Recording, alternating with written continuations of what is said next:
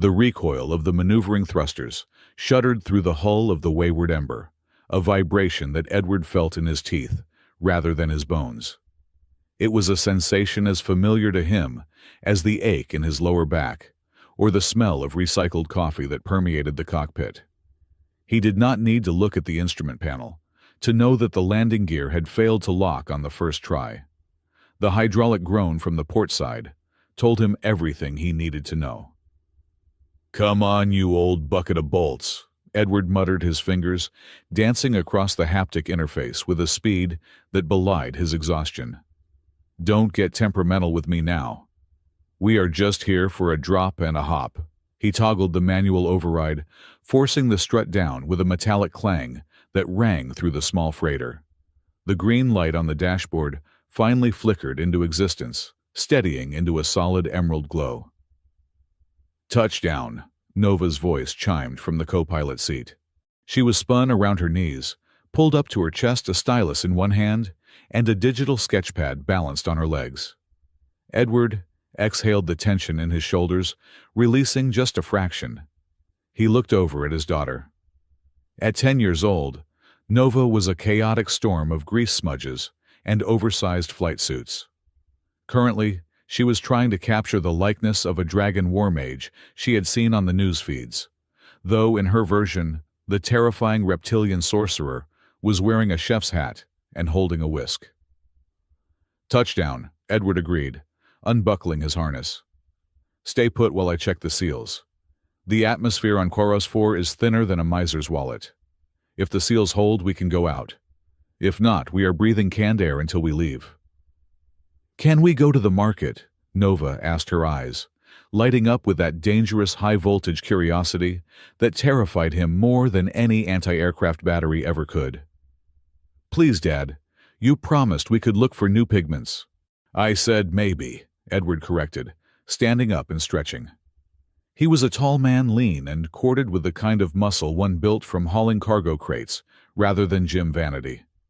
His face was a map of the Ember war lines, etched around his eyes from squinting into solar flares and watching friends vanish into the void. "Let me check the cargo manifest and the atmospheric density. Then we will see." He walked out of the cockpit and down the narrow corridor toward the cargo hold. The Wayward Ember was a courier-class interceptor from the war days, retrofitted badly for heavy freight. She was fast, ugly, and temperamental, but she was home. At the top of the ramp, leading down to the main airlock, Edward stopped. He reached into the pocket of his flight jacket and pulled out 3 nutrient bars. They were standard-issue tasteless blocks of protein and localized vitamins wrapped in silver foil, the kind of food that kept you alive, but made you wish you weren't. He knelt and placed them on the metal grating, right at the edge of the airlock door, lining them up perfectly parallel to one another. It was a ritual, a superstition, a ghost story, he told himself. During the Ember War, when he was running blockade lines to drop supplies to besieged colonies, being late meant people starved. Being late meant death. He had survived the war when better pilots had not, and the guilt sat in his gut like a swallowed stone. So wherever he landed, he left 3 bars. For the ghosts, for the stragglers, for anyone who arrived too late. For those who missed the boat, he whispered a habit he couldn't break. He straightened up, adjusted his jacket, and hit the cycle button. The ramp hissed, lowering slowly onto the cracked, parched concrete of the Quaros 4 landing pad. The world outside was dying. That was the only way to describe it. Quaros 4 had been a mining jewel before the war, but now the tectonic stabilizers were failing. The sky was a bruised shade of violet, streaked with thin, sickly clouds that offered no protection from the harsh starlight. The air smelled of sulfur and ozone, thin and sharp in the lungs. Edward checked his datapad. The bioglass shipment was ready. 12 crates of high-grade translucent silicate, used for greenhouse domes. It was fragile, heavy, and paid just enough to cover fuel and maybe a week of real food. "Atmosphere is safe, but barely," Edward called out over the ship's comms. "Grab your breather mask just in case, Nova." And your coat. It is freezing out here. Nova bounded down the ramp a moment later, her sketchpad shoved into a satchel. She had pulled a heavy thermal poncho over her flight suit, making her look like a very small, very colorful tent. The market is that way. She pointed toward a cluster of pressurized domes and shanty structures clinging to the edge of the spaceport. Delivery first, Edward said, though he couldn't help but smile at her energy. Then market. Then we leave. This planet is shaking itself apart, Nova. I do not want to be here when the big one hits. The delivery was a headache, as all deliveries were. The warehouse foreman, a sour-faced human with a cybernetic eye that whirred distractingly, tried to haggle down the agreed price, claiming 2 of the crates had hairline fractures. Edward spent 40 minutes arguing physics and contract law until he got paid the full amount minus a 5% processing fee that was blatant extortion. By the time they walked out of the warehouse, Edward's mood was foul, but Nova's enthusiasm was undimmed. "Come on, Dad, I smell spiced tea," she chirped, tugging on his sleeve. The central market of Karos 4 was a testament to the galaxy's stubborn refusal to give up. It was a sprawling, chaotic maze of stalls set up under a massive flickering energy shield that held the atmosphere in. The crowd was a riot of biology. A towering dragon, his scales dull from the poor air quality, was selling salvaged ship armor, his tail sweeping back and forth to clear a path. A pair of vampires, their pale skin covered in protective UV weave cloaks, were haggling over synthetic blood packs with a bored-looking vendor. There were catfolk darting through the crowd, their movements fluid and silent, selling aromatic herbs and repairing tech scraps. And there were the arc scars. Edward tried not to look at them, but they were impossible to miss. Not physical scars on people, but scars on reality itself. In the distance beyond the market shield, the horizon seemed to shimmer and glitch, as if the universe was rendering poorly. A legacy of the weapons used in the war tiers in space-time that drove men mad if they stared too long. "Dad, look at that." Nova pulled him toward a stall, draped in heavy tapestries. Edward kept a hand on his sidearm, a heavy stun-pulse pistol concealed under his jacket, and followed. He scanned the crowd, his pilot's eyes tracking vectors and threats. The desperation here was palpable. Everyone was selling something, and everyone was looking for a ticket off-world. They wandered deeper into the market past the food stalls and the tech scavengers until the noise of the crowd changed. The haggling became quieter, the atmosphere heavier. The air here smelled less like spices and more like antiseptic and unwashed bodies. "Nova, let's head back," Edward said, his instincts flaring. "This isn't the place for pigments." "Wait, what are they?" Nova stopped, her eyes wide. They had drifted into the bonding pens. It was a polite name for a slave market. After the war, the Galactic Concord had technically outlawed slavery, but on the fringe worlds like Karos 4, legality was a suggestion, not a rule. They called it indentured bonding, or contracted guardianship. But Edward knew a cage when he saw one. In the center of the plaza, 3 energy cages hummed, with a low, menacing buzz. Inside them sat 3 figures. Wolfkin. They were tall, powerfully built with lupine ears, twitching atop human-like hair, and tails curled protectively around their legs. Their eyes were striking gold, amber, and silver, but currently they were dull with exhaustion and defeat. The first one, the one on the left, looked like a coiled spring. She had scars on her arms, and a look in her eyes that said she would bite the throat out of anyone who came too close, if only the shock collar around her neck didn't disable her. That was Jessie. The middle one was quieter, her eyes closed, as if she were meditating, her fingers tracing invisible patterns in the dust of the cage floor. Mana. The third one was the youngest, looking barely older than a teenager in Wolfkin years. She was curled up, shivering despite the heat of the market, looking at the crowd with terrified wide eyes.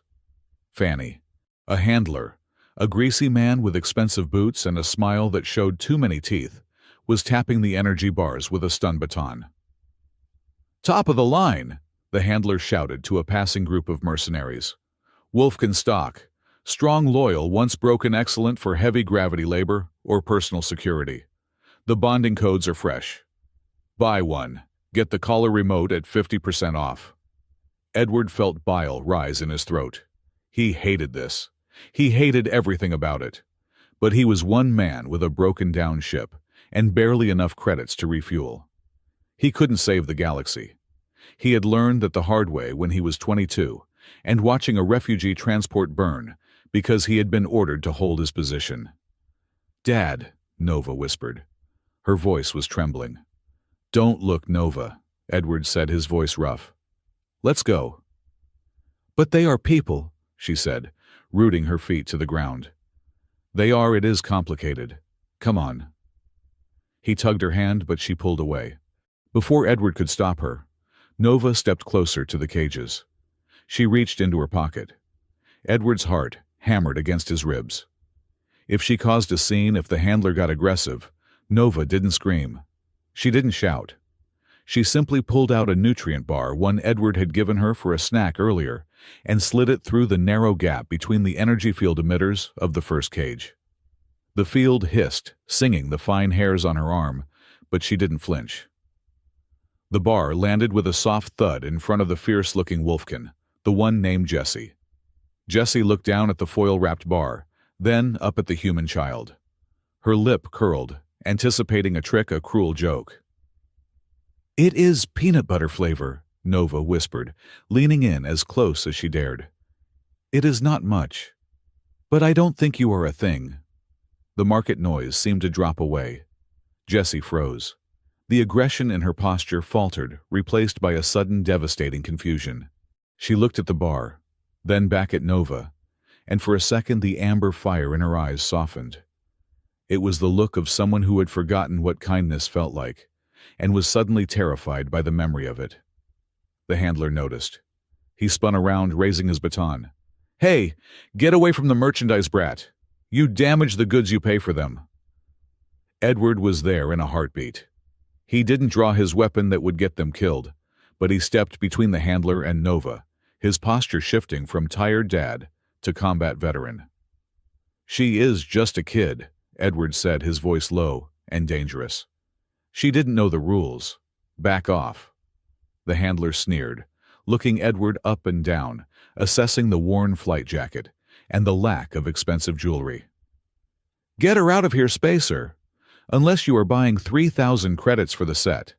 A steal, considering the planet is falling apart." 3,000 credits.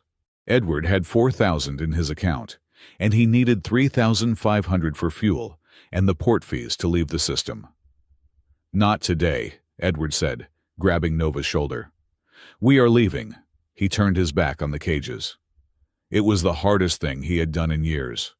He felt the gaze of the Wolfkin women boring into his back. He felt the weight of his own hypocrisy. He left nutrient bars on the ramp for ghosts, but walked away from the living. "I have to go back to the ship," he told himself. "I have to get Nova safe. I cannot save everyone." But as they walked away, the image of the middle Wolfkin manna flashed in his mind. She hadn't looked at the food. She had looked at him. And for a split second, Edward had felt a vibration in his skull, a hum that matched the frequency of the ship's hyperdrive engine. It was a sensation he hadn't felt since the war, when he used to navigate debris fields by feeling the gaps in space. He stopped. "Dad." Nova looked up at him, tears in her eyes. "We can't just leave them." Edward looked at the datapad in his hand. He brought up the ship's interface. Wayward Ember. Cargo hold capacity. Fuel consumption rates. He looked at the map of the spaceport. The warehouse where he had just delivered the bioglass was only 200 meters from the bonding pens. The loading dock for outbound freight was right behind it. The handler was distracted arguing with a dragon mercenary about the price of the youngest Wolfkin. Edward's chest tightened. The old wound, the memory of the burning refugee ship, throbbed. He looked at Nova. She wasn't drawing anymore. She was waiting for him to be the hero she thought he was. "Damn it," Edward whispered. "Damn it all to hell." He crouched down to Nova's level. Listen to me. Go back to the ship. Lock the hatch. Do not open it for anyone but me. Start the pre-flight sequence for the main thrusters. Dad, go, he said, his voice firm. He said his voice. I have to go talk to a man about some glass. Nova's eyes widened, realizing what he meant. She nodded furiously, wiped her eyes, and took off running toward the landing pads. Edward turned back toward the warehouse, but he didn't go to the front door. He went to the loading bay where a catfolk dock worker, the one he had noticed earlier eyeing his own packet of cigarettes, was taking a break. The catfolk, a lean male with ginger fur and a grease-stained vest, looked up as Edward approached. Shift is over, human, the catfolk spat. Not quite, Edward said, pulling out his datapad and transferring 500 credits to a blank chip. He held it up. I made a mistake with my delivery. I need to swap out 3 crates of bioglass. I have 3 special containers coming in from the bonding pens. They need to be labeled as fragile biological research material and loaded onto the Wayward Ember immediately. The catfolk's ears twitched. He looked at the credit chip, then at Edward. Bonding pen stock. That is heavy cargo. Lots of paperwork. Another 500 says the paperwork got lost in the system update, Edward said, his heart racing. That was 1,000 credits gone. He was eating into his fuel money. He would have to fly dangerously close to the gravity wells to slingshot out of the system if he wanted to save fuel. The catfolk grinned, showing sharp teeth. He snatched the chip. Bring them to Bay 4. You have 10 minutes before the supervisor comes back from his smoke break. Edward moved. He didn't go back to the handler. He went around the back of the cages to the power junction box. He wasn't a hacker, but he was a pilot, and he knew how energy flow worked. He pulled his multi-tool from his belt. He didn't disable the cages that would trigger an alarm. Instead, he bypassed the lock mechanism, tricking the system into thinking the containment field was still active, while creating a physical hole in the rear shielding. He slipped through the gap. The 3 Wolfkin women jumped, pressing themselves against the far side of the cage. Quiet, Edward hissed, holding up his hands. I am not buying. I am stealing. But you have to move now. Jessie stepped forward, her teeth bared. She looked ready to kill him. The girl, Edward said, meeting her eyes. The one with the drawing. She is my daughter. She thinks you are people. Don't make her a liar. Jessie paused. The memory of the peanut butter bar seemed to flash behind her eyes. She nodded once, sharp and military. She grabbed Fanny, who was shaking, and hauled her up. Mana stood gracefully, her eyes locking onto Edward with that same, unnerving intensity. Follow me. Keep your heads down. If anyone asks, you are moving equipment. The walk to Bay 4 was the longest 300 meters of Edward's life. Every siren, every shout from the market made him flinch. He threw a tarp over the 3 women, guiding them through the shadows of the shipping containers. They reached the loading bay. The catfolk was there, standing next to 3 large empty shipping crates designed for bioglass. They were reinforced, soundproof, and possessed air scrubbers. Get in, Edward ordered. In the box, Fanny whispered, her voice trembling. Like cargo. Like cargo that is leaving this rock, Edward said grimly. It is a 3-hour flight to the edge of the scan zone. Can you hold out? Jessie ushered her sisters in. Before she climbed into the last crate, she looked at Edward. Why? Because I had space in the hold, Edward lied. And I hate wasted space. He sealed the crates. The catfolk slapped a biohazard fragile sticker on the side and used a grav lifter to float them toward the Wayward Ember. Edward walked beside the floating crates, his hand resting on his pistol. They reached the ship's ramp. Nova was waiting at the top, the airlock cycle already prepped. Load them in the secure hold, Edward shouted over the rising wind. The atmosphere on Keras 4 was starting to turn into a gale as evening approached. As soon as the crates were magnetic locked to the deck, Edward hit the ramp controls. The metal door hissed shut, sealing out the sulfur smell and the dying world. Cockpit, now, Edward barked, running up the ladder. He threw himself into the pilot's seat. Strap in, Nova. "Are they okay?" Nova asked, buckling her harness with trembling hands. "They are on board. That is step 1. Step 2 is not getting shot down by planetary security for trafficking." Edward fired the main ignition. The Wayward Ember roared a beast waking up from a nap. The ship shuddered violently as it broke gravity. "Traffic control to Wayward Ember," the radio crackled. "You are departing ahead of schedule. We show a discrepancy in your loading weight. Hold position for a scan," Edward cursed. "Hold position, my eye." "Dad," Nova yelled. "I know." Edward flipped a bank of switches, dumping coolant into the exhaust.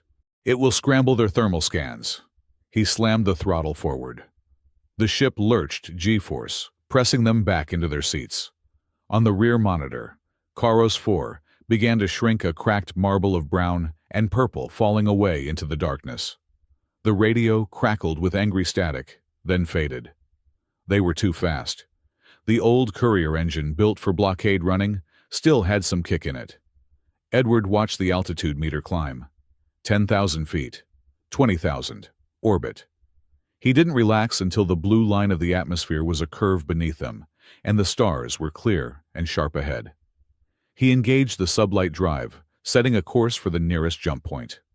Silence settled over the cockpit, broken only by the hum of the reactor. Edward let out a breath he felt like he had been holding for an hour. He rubbed his face with his hands.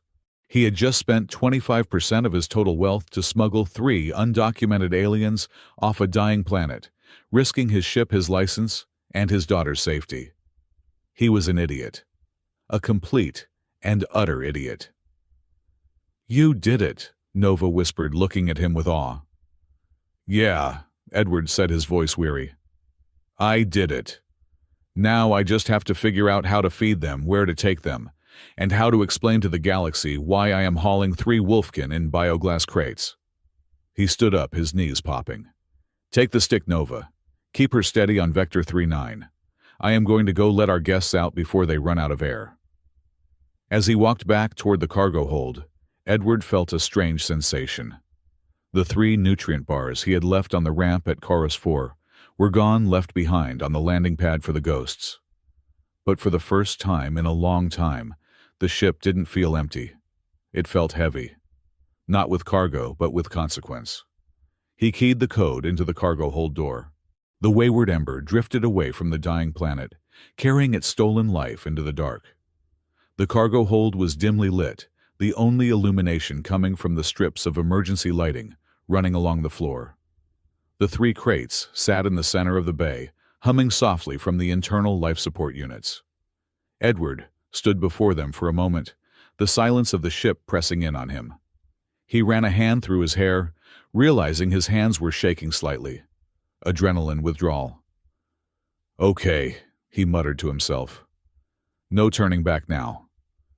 He approached the first crate, the one he knew contained Jessie, and punched the release sequence into the keypad. The maglocks disengaged with a heavy clunk. The lid hissed open pneumatic pistons, pushing it upward. For a second, nothing happened. Then a blur of motion. Jessie erupted from the crate, not with gratitude, but with the explosive speed of a cornered animal. She landed in a crouch on the deck plates, her eyes scanning the room, assessing threats, exits, and weapons in a single heartbeat. Her lips were pulled back, revealing canines that were definitely not human. "Easy," Edward said, raising his hands, palms open. "You are safe. We are in orbit." The second crate popped open. Mana sat up slowly, her movements fluid and calm.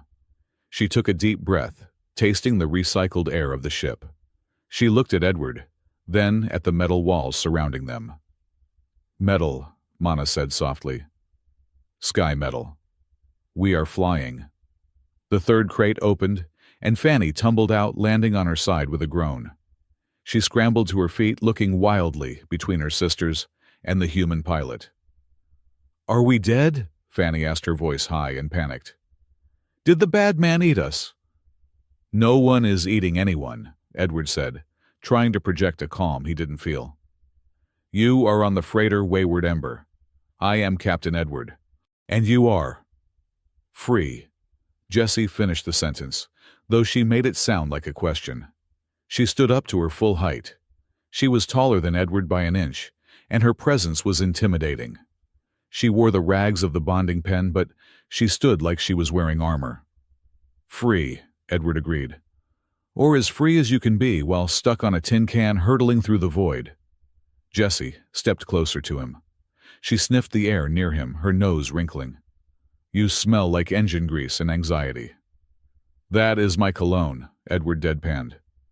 Look, I do not have a plan. I saw you in the cage. I saw my kid looking at you and I did something stupid. I do not have papers for you. I do not have much food. But I am not going to sell you. Mana climbed out of her crate and walked over to the viewport. She pressed her hand against the thick glass, looking out at the stars, streaking by as the ship accelerated.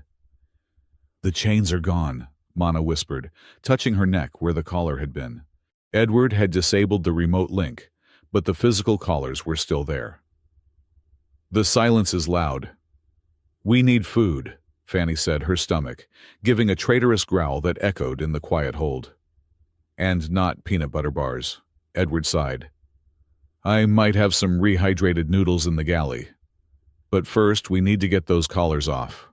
I have a toolkit in the... I can do it, Fanny said, stepping forward. She looked at the control mechanism on Jessie's collar. Give me a microdriver and a kinetic bypass. I fixed the water pumps in the pens. I can fix this, Edward blinked. He looked at the youngest Wolfkin, who was currently wiping soot off her nose. You are a mechanic. I am good with my hands, Fanny shrugged. Okay, Edward said. Tools are in the locker on the left. Galley is up the ladder. Do not touch the red buttons on the bridge. Just give me a minute. He watched them for a moment longer. 3 strangers, 3 aliens, 3 fugitives. He had just complicated his life by a factor of 1,000%. He turned and walked back toward the cockpit where Nova was waiting. As he climbed the ladder, he heard Fanny ask, Does he have any meat I would kill for a steak? He saved us, Fanny. Jessie's voice was low stern. Do not ask for steak. We eat what he gives us. We survive. For now, Mana added darkly. Edward paused on the ladder, a wry smile touching his lips. He had traded 3 nutrient bars for 3 Wolfkin. It was the worst trade deal in the history of the galaxy. But as the wayward ember punched into the dark, leaving the dying world of Karos 4 behind, Edward felt a strange sense of lightness. The ghosts at the airlock were gone. For the first time in years, he wasn't just surviving. He was driving. Dad, Nova called from the cockpit. The nav computer is asking for a destination. Edward climbed into the pilot's seat. He looked at the star map. Set a course for Concord Hub, Edward said. It is a long way, but the laws are clearer there. And Nova. Yeah, good job with the nutrient bar, Nova beamed. The stars stretched out into lines of light as the hyperdrive engaged, swallowing the ship and its strange newfound family into the belly of the galaxy. The rear monitors of the wayward ember displayed a shrinking sphere of bruised violet and sickly brown. Karos 4, a planet that had seen better centuries, was receding into the void, looking more like a festering wound than a celestial body. The wayward ember shuddered as its sublight engines pushed past the gravitational threshold, the metal hull groaning under the strain of a rapid ascent. Edward sat in the pilot's seat, his hands gripping the yoke tightly enough to turn his knuckles white. His heart was still hammering a frantic rhythm against his ribs, a physical reminder of the madness he had just committed. He checked the proximity sensors for the 3rd time in 10 seconds. The screen remained clear of pursuit vectors, but the silence of space felt heavy, accusatory. We are clear of the patrol zone, Nova said, from the co-pilot seat. Her voice was small, lacking its usual boundless energy. She was staring at the comms panel, watching the signal strength of the planet fade to static. Good, Edward exhaled, forcing his fingers to uncurl from the controls. Keep an eye on the thermal scopes. If anyone is following us, they will have to burn hard to catch up. He unbuckled his harness, the straps retracting with a sharp snap. The adrenaline was beginning to curdle into a cold, hard knot of anxiety in his stomach. He had just smuggled 3 undocumented biological assets, people he corrected himself immediately, off a regulated market world. He was a courier, a cargo hauler, a single father. He was not a revolutionary.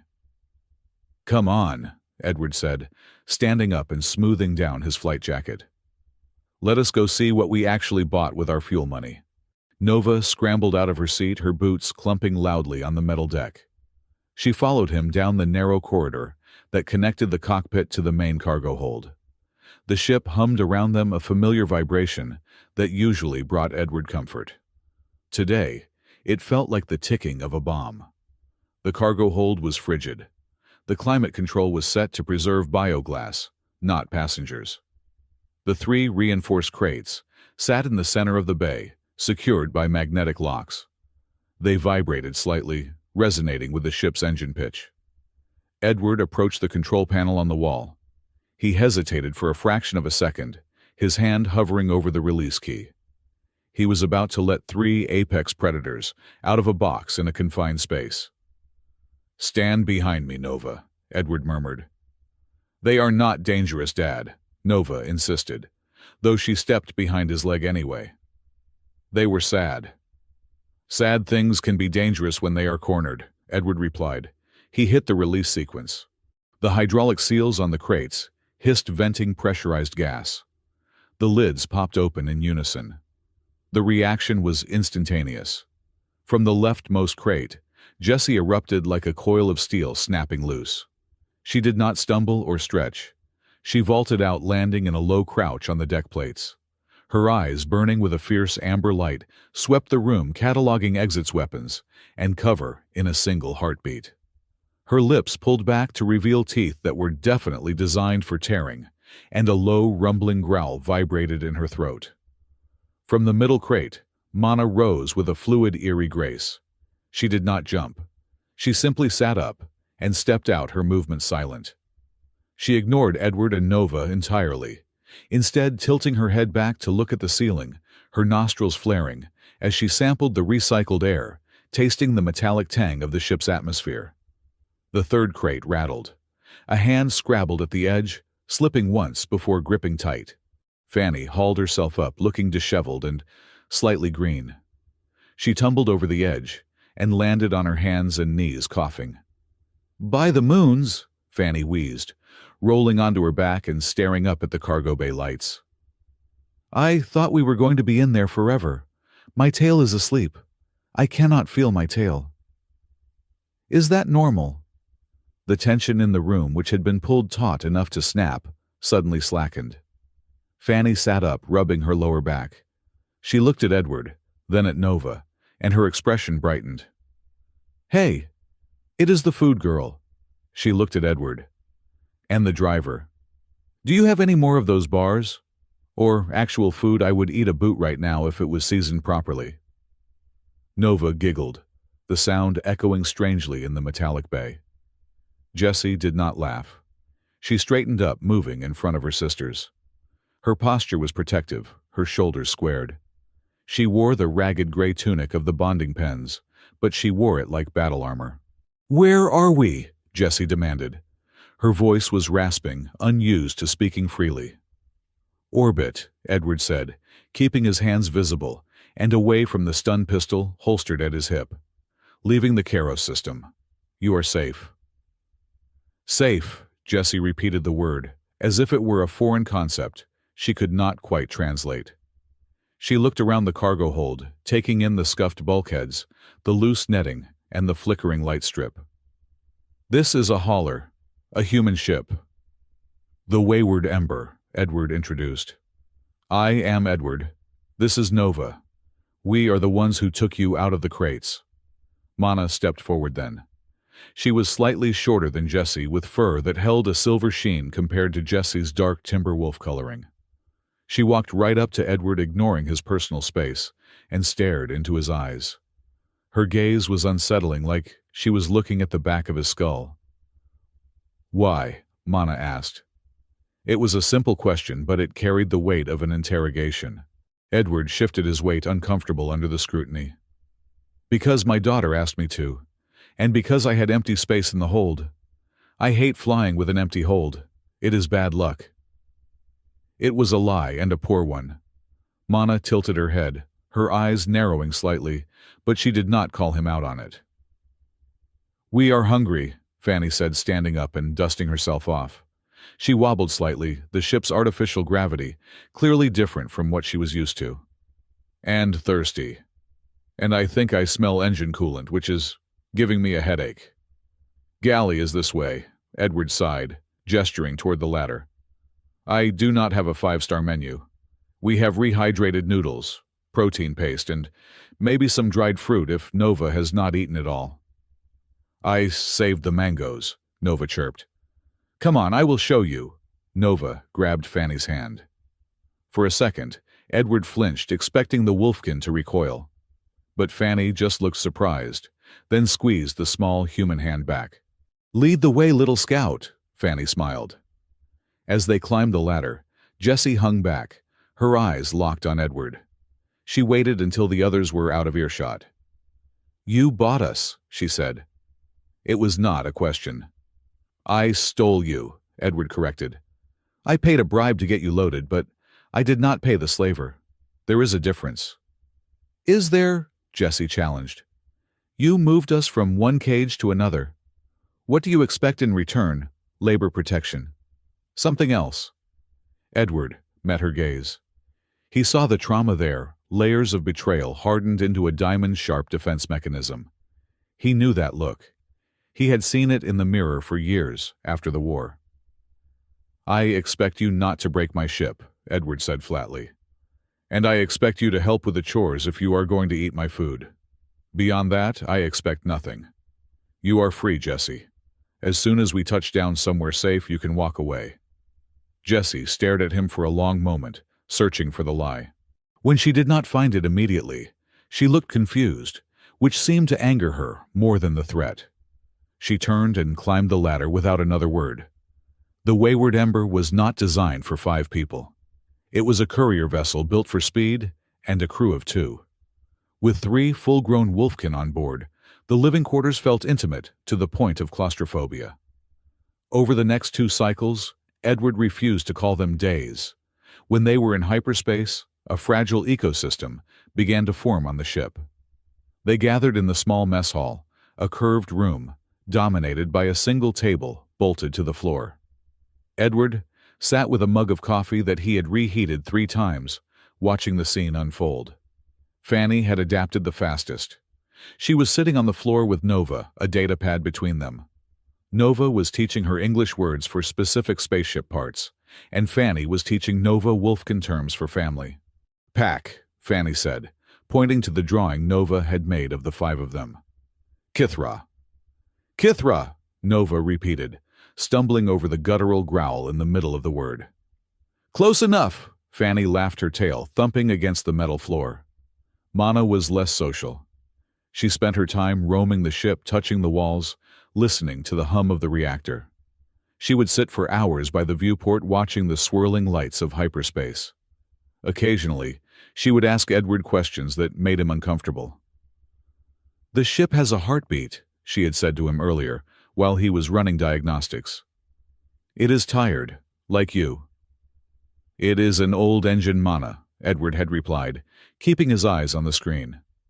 It just needs maintenance. It needs rest, she had insisted. So do you. Jessie was the hardest to read. She treated the ship like enemy territory she was scouting. She checked the airlocks. She inspected the weapon locker, which Edward kept locked, though he suspected she could rip the door off if she really wanted to.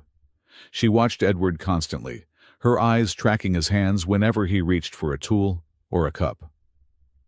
So what is the plan, Captain? Jessie asked, breaking the silence of the mess hall. She was standing by the door, arms crossed. She refused to sit while Edward was sitting. Edward set his coffee down. We are heading for Concord Hub. It is a massive station in the neutral zone. It is the administrative center for the sector. The Concord? Jesse spat the word like a curse. Bureaucrats. They watched while our world burned during the war, and they watched while the slavers put collars on us. They are also the only place with a functional legal system that recognizes refugee status for undocumented species, Edward countered. If I drop you off on a rim world, you will be in a cage again within a week. At the hub, I can file for amnesty. I can get you temporary IDs. You can get jobs, real ones. And if they arrest us? Jesse asked. They won't, Edward said, trying to sound more confident than he felt. The war is over. The Concord is trying to rebuild its image. Saving 3 Wolfkin from a dying market is good PR. They will stamp your papers, give you a settlement grant, and pat themselves on the back. You trust them too much, Jesse muttered. I trust the law more than I trust the chaos out here, Edward said. I am a father, Jesse. I need stability. I cannot run a pirate ship. You are a smuggler, Jesse pointed out. I am a freelancer with a flexible moral compass, Edward corrected. There is a distinction. Jesse snorted a sound that was almost a laugh. It was the first time her face had lost that hard warrior's edge. Flexible moral compass. I will remember that. The moment was interrupted by a sharp electronic chime. Not from the ship's console, but from the table. Mana, who had joined them silently, was holding one of the metal collars. They had managed to remove them using Fanny's engineering skills and Edward's laser cutter, but Mana had kept them. She was turning it over in her hands. Put that away, Mana, Fanny said nervously. I hate looking at them. It is warm, Mana whispered. Her eyes were wide, the pupils dilating until they swallowed the iris. It is singing. On the smooth, dark metal of the collar, a series of runes began to glow. They were not the standard blocky text of Galactic Basic, nor the jagged script of the Wolfkin. They were elegant flowing lines of blue light that pulsed with a rhythmic beat. That is not standard tech, Edward said, leaning forward, his pilot instincts flaring.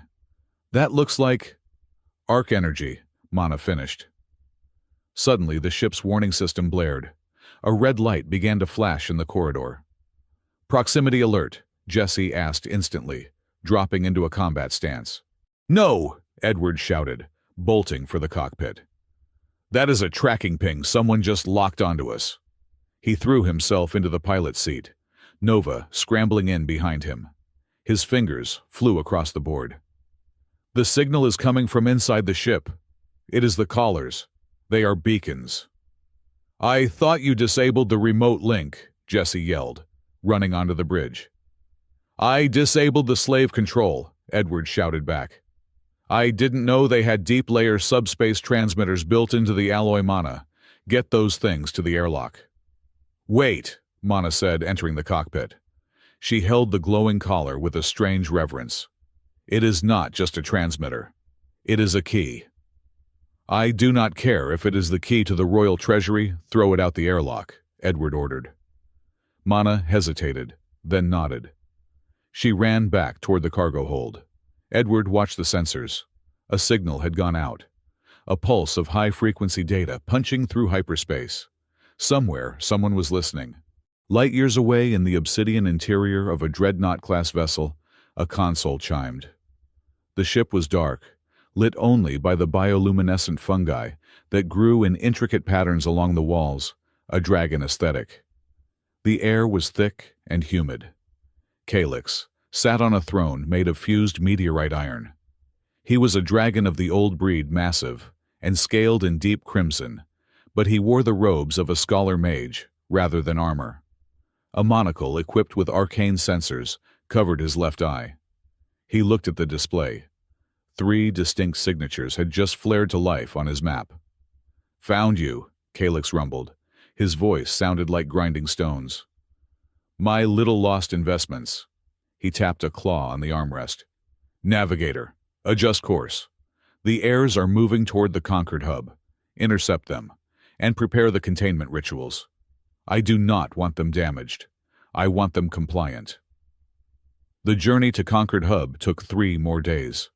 3 days of looking over their shoulders. 3 days of silence where every creak of the hull sounded like a boarding party. They had jettisoned the collars, blowing them out of the airlock in a cloud of debris, but the damage was done. They had been marked. The atmosphere on the ship changed. The tentative peace was replaced by a grim determination. Jesse and Edward argued constantly. It became their way of processing the stress. "We should have gone to the asteroid belt," Jesse argued, pacing the small bridge, while Edward monitored the nav computer. "We could have hidden there. The conquered hub is a trap. It is a cage with nicer walls." "The belt is ruled by cartels," Edward shot back, rubbing his temples. "I am not taking my 10-year-old daughter to a place where people sell oxygen by the breath. The hub has security. It has fleets." "Security for who?" Jessie leaned over his chair, her presence overwhelming. "For the people who buy us, Edward. Not for the merchandise." "You are not merchandise anymore," Edward snapped, swiveling his chair around to face her. "Stop acting like it. You are a person. You have rights." "I have rights because you say I do," Jessie snarled. "You decide where we go. You decide what we eat. You decide our fate. How is that different from the masters? You are just a benevolent dictator." "I am the captain," Edward yelled, his voice echoing in the small space. "And on this ship that means I am responsible for your lives. If you die, it is on me. So yes, I decide. Because I know how to fly this ship and you do not." They glared at each other inches apart. Edward could see the gold flecks in her furious eyes. He could smell the scent of her anger, ozone and musk. Then Jessie pulled back. She looked away, her chest heaving. "I hate being helpless," she whispered. "I know," Edward said, his voice softening. "I hate it too." Later that evening, the ship encountered an arc scar field, a region of space where the fabric of reality had been torn by the super weapons of the Ember War. The sensors showed nothing but static, but the visual feeds showed twisting ribbons of impossible light colors that hurt the human eye. Most pilots would have dropped out of hyperspace and gone around, adding weeks to the trip. Edward flew straight through. Mana sat in the co-pilot seat, this time watching him. Edward's eyes were half closed. His hands moved on the yoke with a gentle, rhythmic precision, guiding the ship through invisible currents. He wasn't looking at the sensors. He was feeling the ship slide through the gaps in the chaos. "You are an anchor," Mana said softly. Edward flinched. "I am a pilot." "You feel the break," Mana insisted. "You feel where the world is broken, and you hold the line. That is why you could fly through the blockade at Karos. That is why you saved us. You cannot stand things being broken." "It is just experience, Mana," Edward muttered, banking the ship sharply to avoid a ripple of purple distortion. "Do not make it mystical." "The arc is not mystical," Mana said. "It is energy, and you resonate with it. That is dangerous, Edward. Those who feel the arc can be consumed by it." "Add it to the list of things trying to kill me," Edward quipped, but his hands tightened on the controls. He had never told anyone about the sensations he felt when he flew near the scars. The way the universe seemed to sing to him, begging him to stitch it back together. That night, Edward found Jessie in the mess hall. She was trying to rebandage a cut on her arm, a parting gift from the cage on Karos 4 that hadn't healed properly. She was struggling with the adhesive strip, her claws getting in the way. "Let me," Edward said from the doorway. Jessie stiffened, then sighed. She extended her arm. Edward sat opposite her. He opened the first aid kit and took out an antiseptic wipe. He worked in silence, cleaning the wound with gentle, practiced movements. His hands were rough-scarred from years of engine repair, but his touch was incredibly light. "You have good hands," Jessie murmured, watching him. "Part of the job," Edward said, focusing on the bandage. "Can't fix a fuel injector if you are clumsy." "Why did you really do it?" Jessie asked. "And do not give me the empty cargo hold speech." Edward finished the bandage. He didn't let go of her arm immediately. He looked at the scars that crisscrossed her, skin marks of a life lived in violence. "I was a courier during the war," Edward said quietly. I had orders. Drop the supply, leave the zone. Do not stop for refugees. Do not stop for stragglers. Speed is life. He looked up at her. I left a lot of people behind, Jesse. Good people. I followed the rules and I survived. But every time I look in the mirror, I see the ones I left. He ran a thumb over the fresh white bandage on her arm. When I saw you in that cage, I just couldn't leave one more person behind. Not again. It was selfish, really. I did it for me. Jessie looked at him, her expression unreadable. Then slowly, she turned her hand over and laced her fingers through his. Her hand was larger than his, stronger, the pads of her fingers rough. It wasn't selfish, she whispered. It was human. They sat there for a moment, the silence between them heavy with something new. It wasn't quite romance, it was too raw for that, but it was a recognition. A tether forming between two soldiers who were tired of the war. Edward pulled his hand away gently, clearing his throat. We arrive at Concord Hub in 4 hours. Get some sleep. Jessie nodded, but her eyes lingered on him as he left the room. Concord Hub was a marvel of engineering. It was a city-sized tourist station, spinning slowly against the backdrop of a nebula. Thousands of ships swarmed around it like bees, around a hive freighters, diplomatic cruisers, patrol skiffs. It was a beacon of light and civilization in the dark frontier. Look at the size of it! Nova pressed her face against the cockpit glass. Big, Fanny agreed, peering over Nova's shoulder. Lots of people, lots of food. Ideally, Edward said. He hailed the station. Concord Control, this is freighter Wayward Ember requesting docking clearance.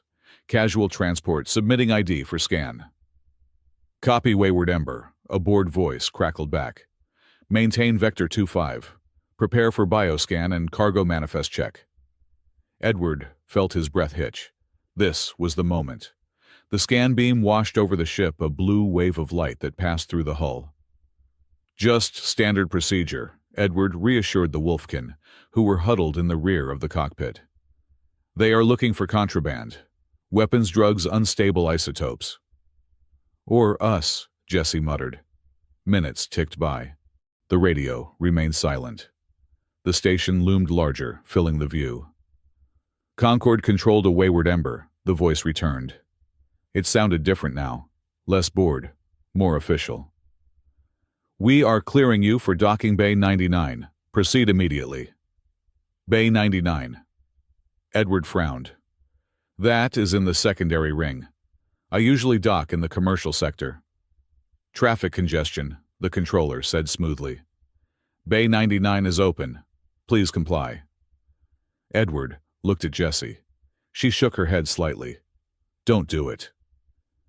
If I turn around now, they will send interceptors, Edward whispered. We have to bluff it out.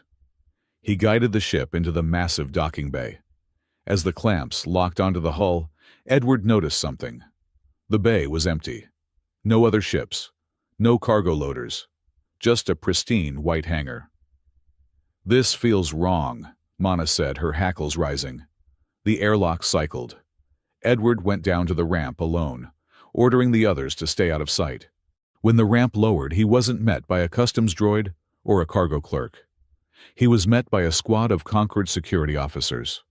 They weren't pointing weapons, but their hands were resting on their holsters. They were a mix of species human catfolk and a large reptilian officer.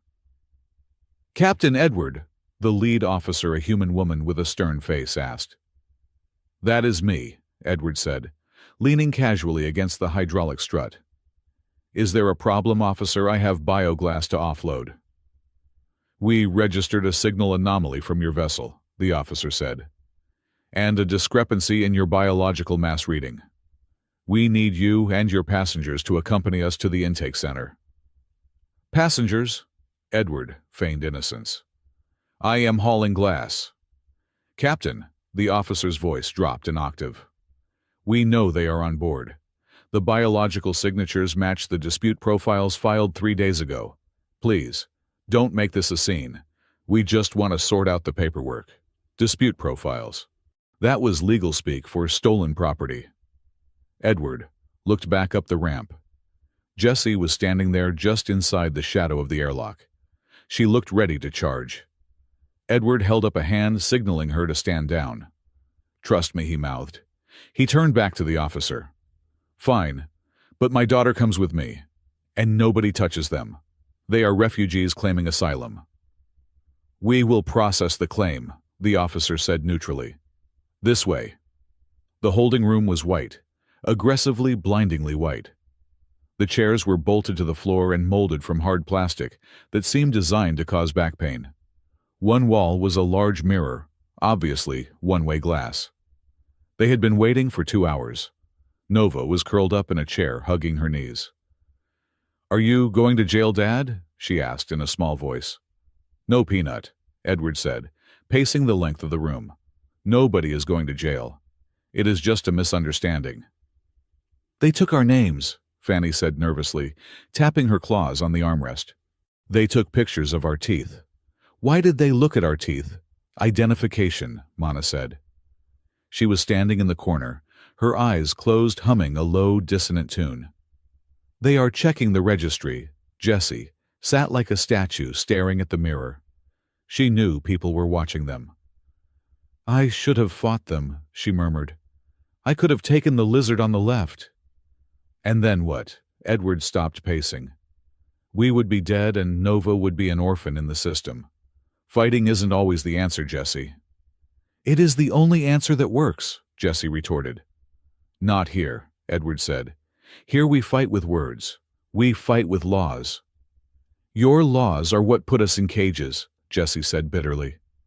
Before Edward could respond, the large screen on the wall buzzed to life. The conquered insignia, a stylized handshake between 3 hands, spun on the screen. A face appeared. It was a bureaucrat, a catfolk with reading glasses perched on his nose. "Case number 449 Alpha," the catfolk read from a file. "Regarding the biological assets recovered from the Cairo sector. A hearing has been scheduled for this afternoon before the High Council." "A hearing?" Edward stepped toward the screen. "I demand a lawyer. I want to file for asylum status under the Ember Concordat Section 7. The bureaucrat looked up unmoved. "The asylum claim has been noted. However, a counterclaim has been filed by the registered owner of the assets. He has produced a valid bill of sale and a bonding contract." The owner, Edward, felt a cold chill run down his spine.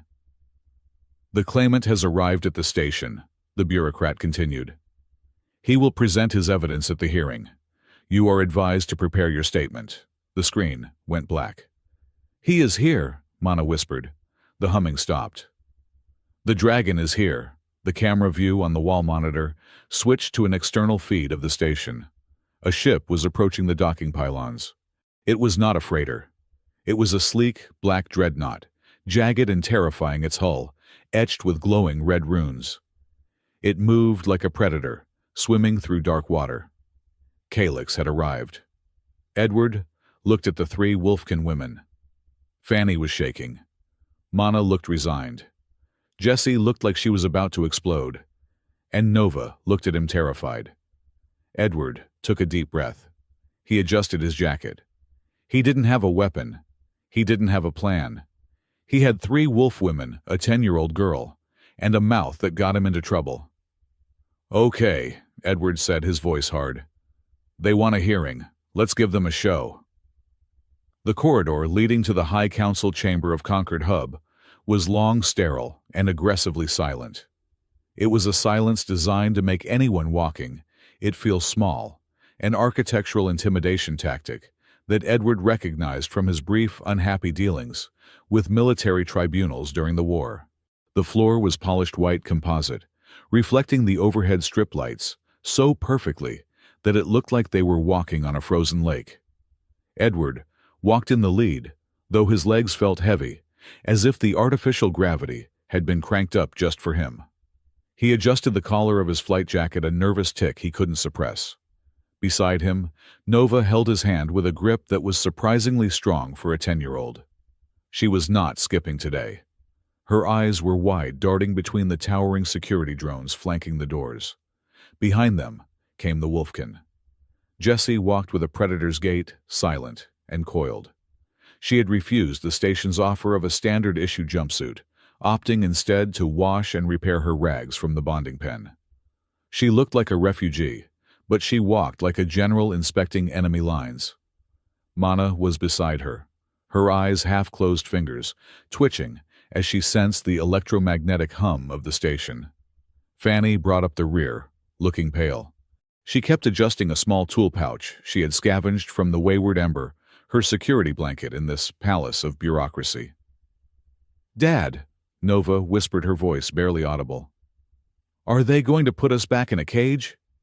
"No," Edward said, his voice sounding steadier than he felt. "Nobody goes in a cage today. I promise." The massive double doors at the end of the hall slid open with a deep, resonant thrum. The council chamber was a tiered amphitheater. The walls were made of transparent aluminum, offering a panoramic view of the station's busy traffic lanes and the star-strewn void beyond. In the center of the room, a raised platform awaited them. The council sat in a semicircle above the platform. There was a dragon elder, his scales faded to a dusty slate gray, wearing robes of diplomatic silk. A vampire matron sat in a shaded pod, her pale features sharp and ageless. A catfolk representative cleaned his monocle with a velvet cloth-looking board. A human admiral, decorated with medals from the Ember War, watched Edward with cold calculation. And a wolfkin elder sat at the edge, his face a mask of stone. "Approach the podium," the dragon elder rumbled. His voice was amplified, filling the room. Edward stepped onto the platform. The three wolfkin women and Nova stood just behind him. "This is Case 449 Alpha," the catfolk representative announced, reading from a holographic display. "Captain Edward of the freighter Wayward Ember stands accused of theft of biological assets, violation of trade routes, and harboring fugitives. The claimants are present." "We are not fugitives," Edward said, his voice echoing slightly. "And they are not assets. They are people." "That is a matter of legal definition," the human admiral cut in. "You admit to removing them from Karos 4 without a transfer of ownership." "I admit to saving them from a slow death on a dying rock," Edward shot back. "I saw 3 sentient beings being sold like cattle. The Ember Concordate Section, 7 paragraph 2, states that any sentient being found in immediate distress within a collapsing biosphere is eligible for emergency extraction. I followed the law." "You followed a loophole," the vampire matron hissed softly, "and you conveniently ignored the property rights of the merchant." "Property rights," the voice came from behind Edward. Jessie stepped forward. She did not ask for permission. She moved past Edward and stood at the very edge of the podium, looking up at the wolfkin elder in the council. "My name is Jessie," she said. Her voice was rough, unpolished, but it carried a raw power that made the catfolk stop cleaning his monocle. "I am not an asset. I am not a line item on a ledger. I am a warrior of the wolfkin. My sisters and I were drugged, collared, and dragged to that market. We did not consent to be sold. If this council honors the blood of the ancestors," she stared hard at the wolfkin elder, "then you know that a wolf in chains is a crime against nature." The wolfkin elder shifted in his seat, his ears flattening slightly.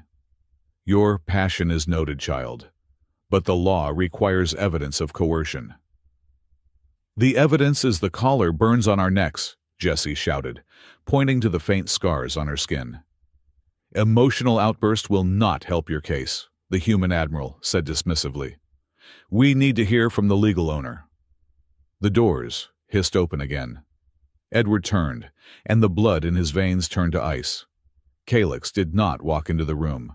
He made an entrance.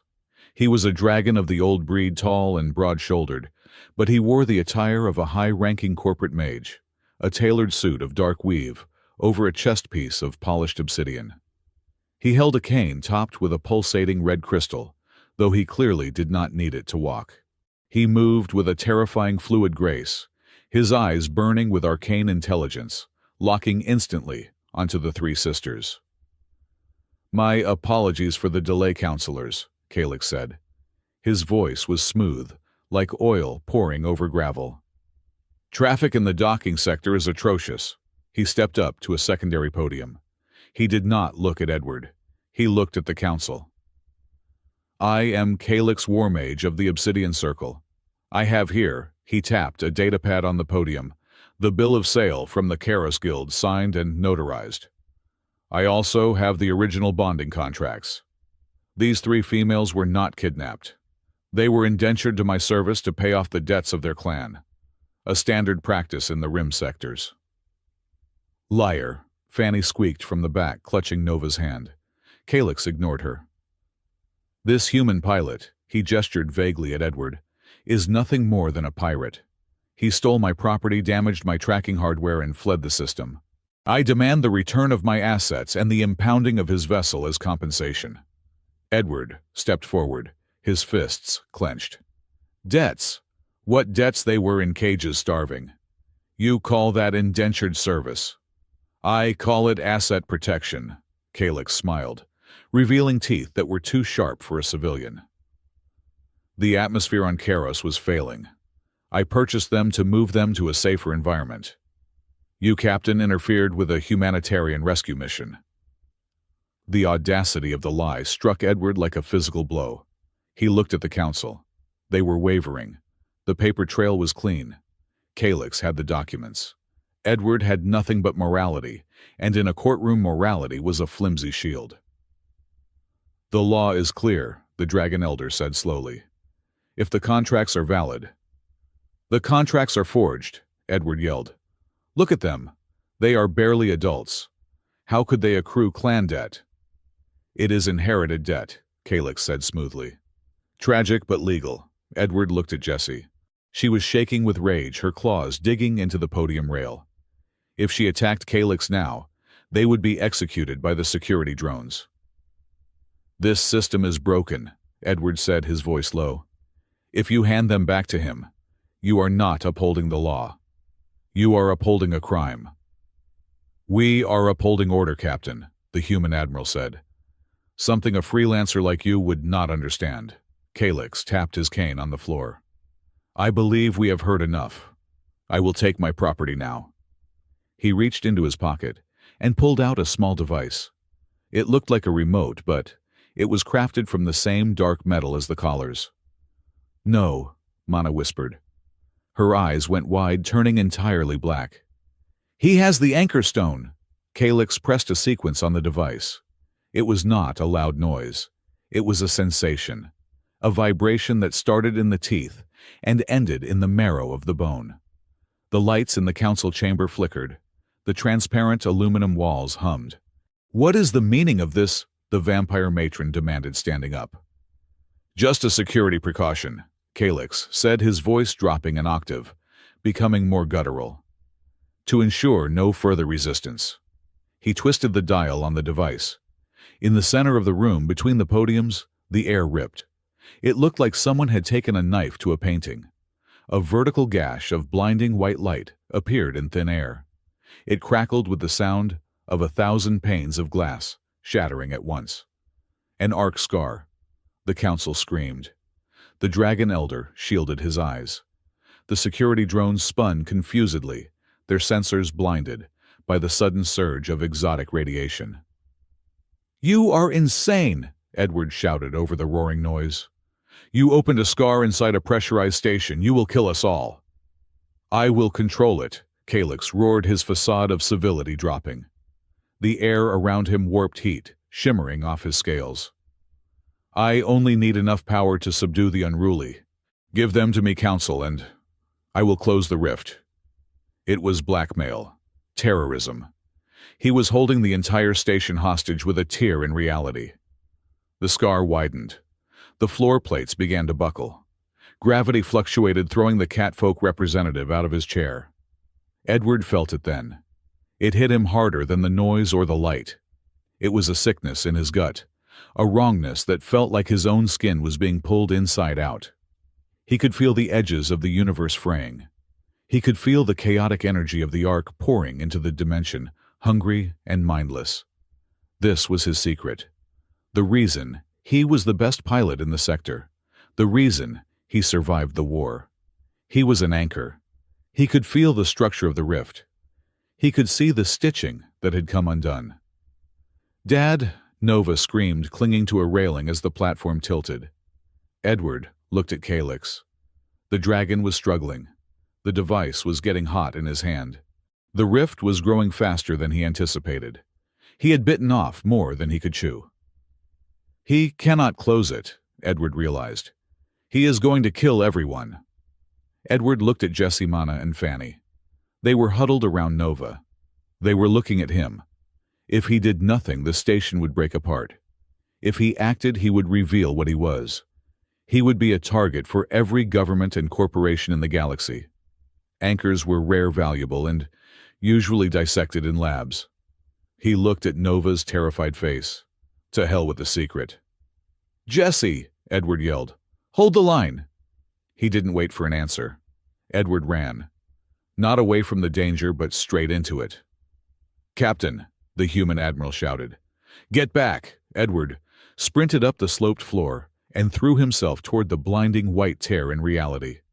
He didn't burn. As he hit the edge of the arc scar, his body didn't disintegrate. Instead, it glowed.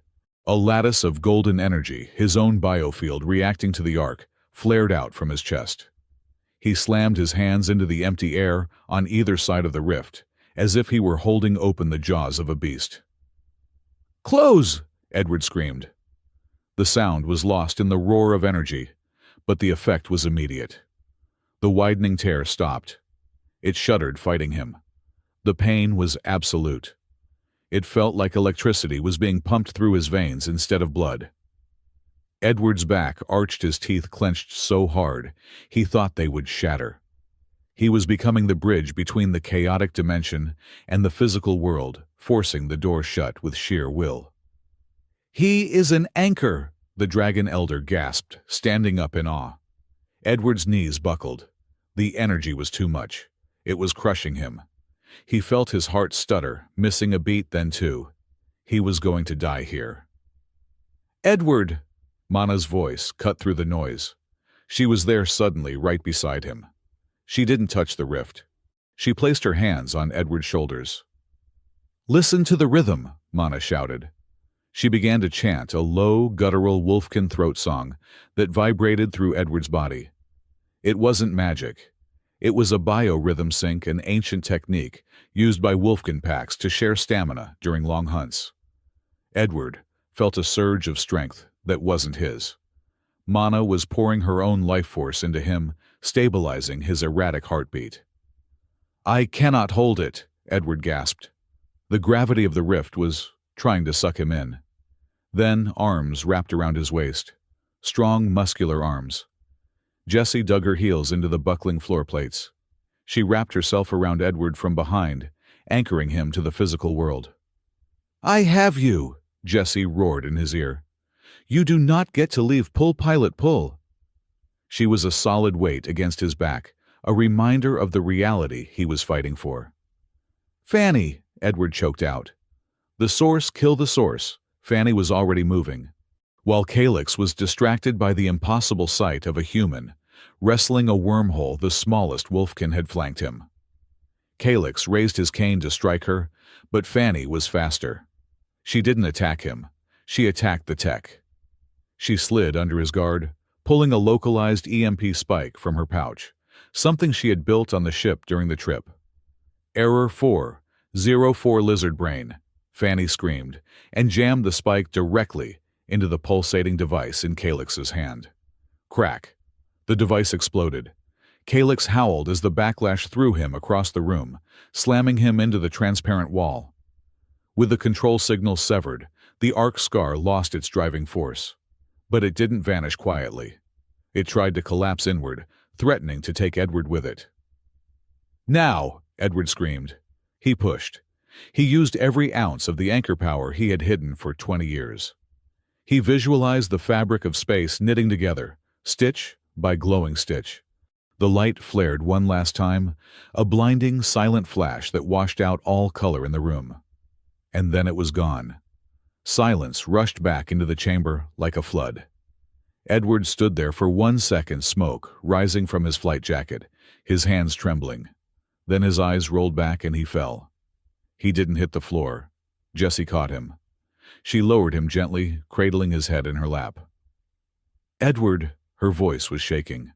"Edward, breathe." The room was spinning. Edward forced his eyes open. The ceiling lights were blurry. He saw Jessie's face above him, her amber eyes wide with panic. She looked terrifying and beautiful. "Did we win?" he wheezed. "You idiot!" Jessie hissed, but her hand was stroking his hair, checking for injuries. "You absolute idiot. If you die on me, I will drag you back from the afterlife with my teeth and claws. Do you hear me?" Edward managed a weak, lopsided grin. "That sounds painful." He coughed, tasting ozone. "I would rather we just go on a first date." "Coffee, I know a place cheap." Jessie froze. Then a laugh, half sob, half chuckle, escaped her. She pressed her forehead against his for a brief second. "Coffee, fine, but you are paying."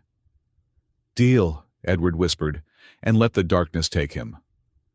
The medical bay of Concord Hub was a significant upgrade from the first aid kit on the Wayward Ember. It smelled of lavender and antiseptic. Edward woke up to the sound of rhythmic beeping. He felt heavy, but the pain was gone, replaced by a dull ache in his bones. He opened his eyes. Nova was asleep in a chair next to his bed, her head resting on the mattress. She was holding his hand. On the other side of the room, sitting on a windowsill and looking out at the stars, was Jessie. She was wearing a clean flight suit now, one that actually fit her. "You snore," Jessie said without turning around. "It is a tactical defense mechanism," Edward croaked. His throat felt like he had swallowed sandpaper. "Keeps the predators away." Jessie turned. She hopped off the windowsill and walked over to the bed. She looked tired, but the haunted look from the cages was gone. "How long?" Edward asked. 2 days, Jessie said. She poured a glass of water and handed it to him. "You burned out your nervous system. Dr. Alrin said you are lucky your brain didn't melt." "And Calyx?" "Gone." Jessie's expression darkened. "He fled on a shuttle while the council was digging themselves out of the rubble.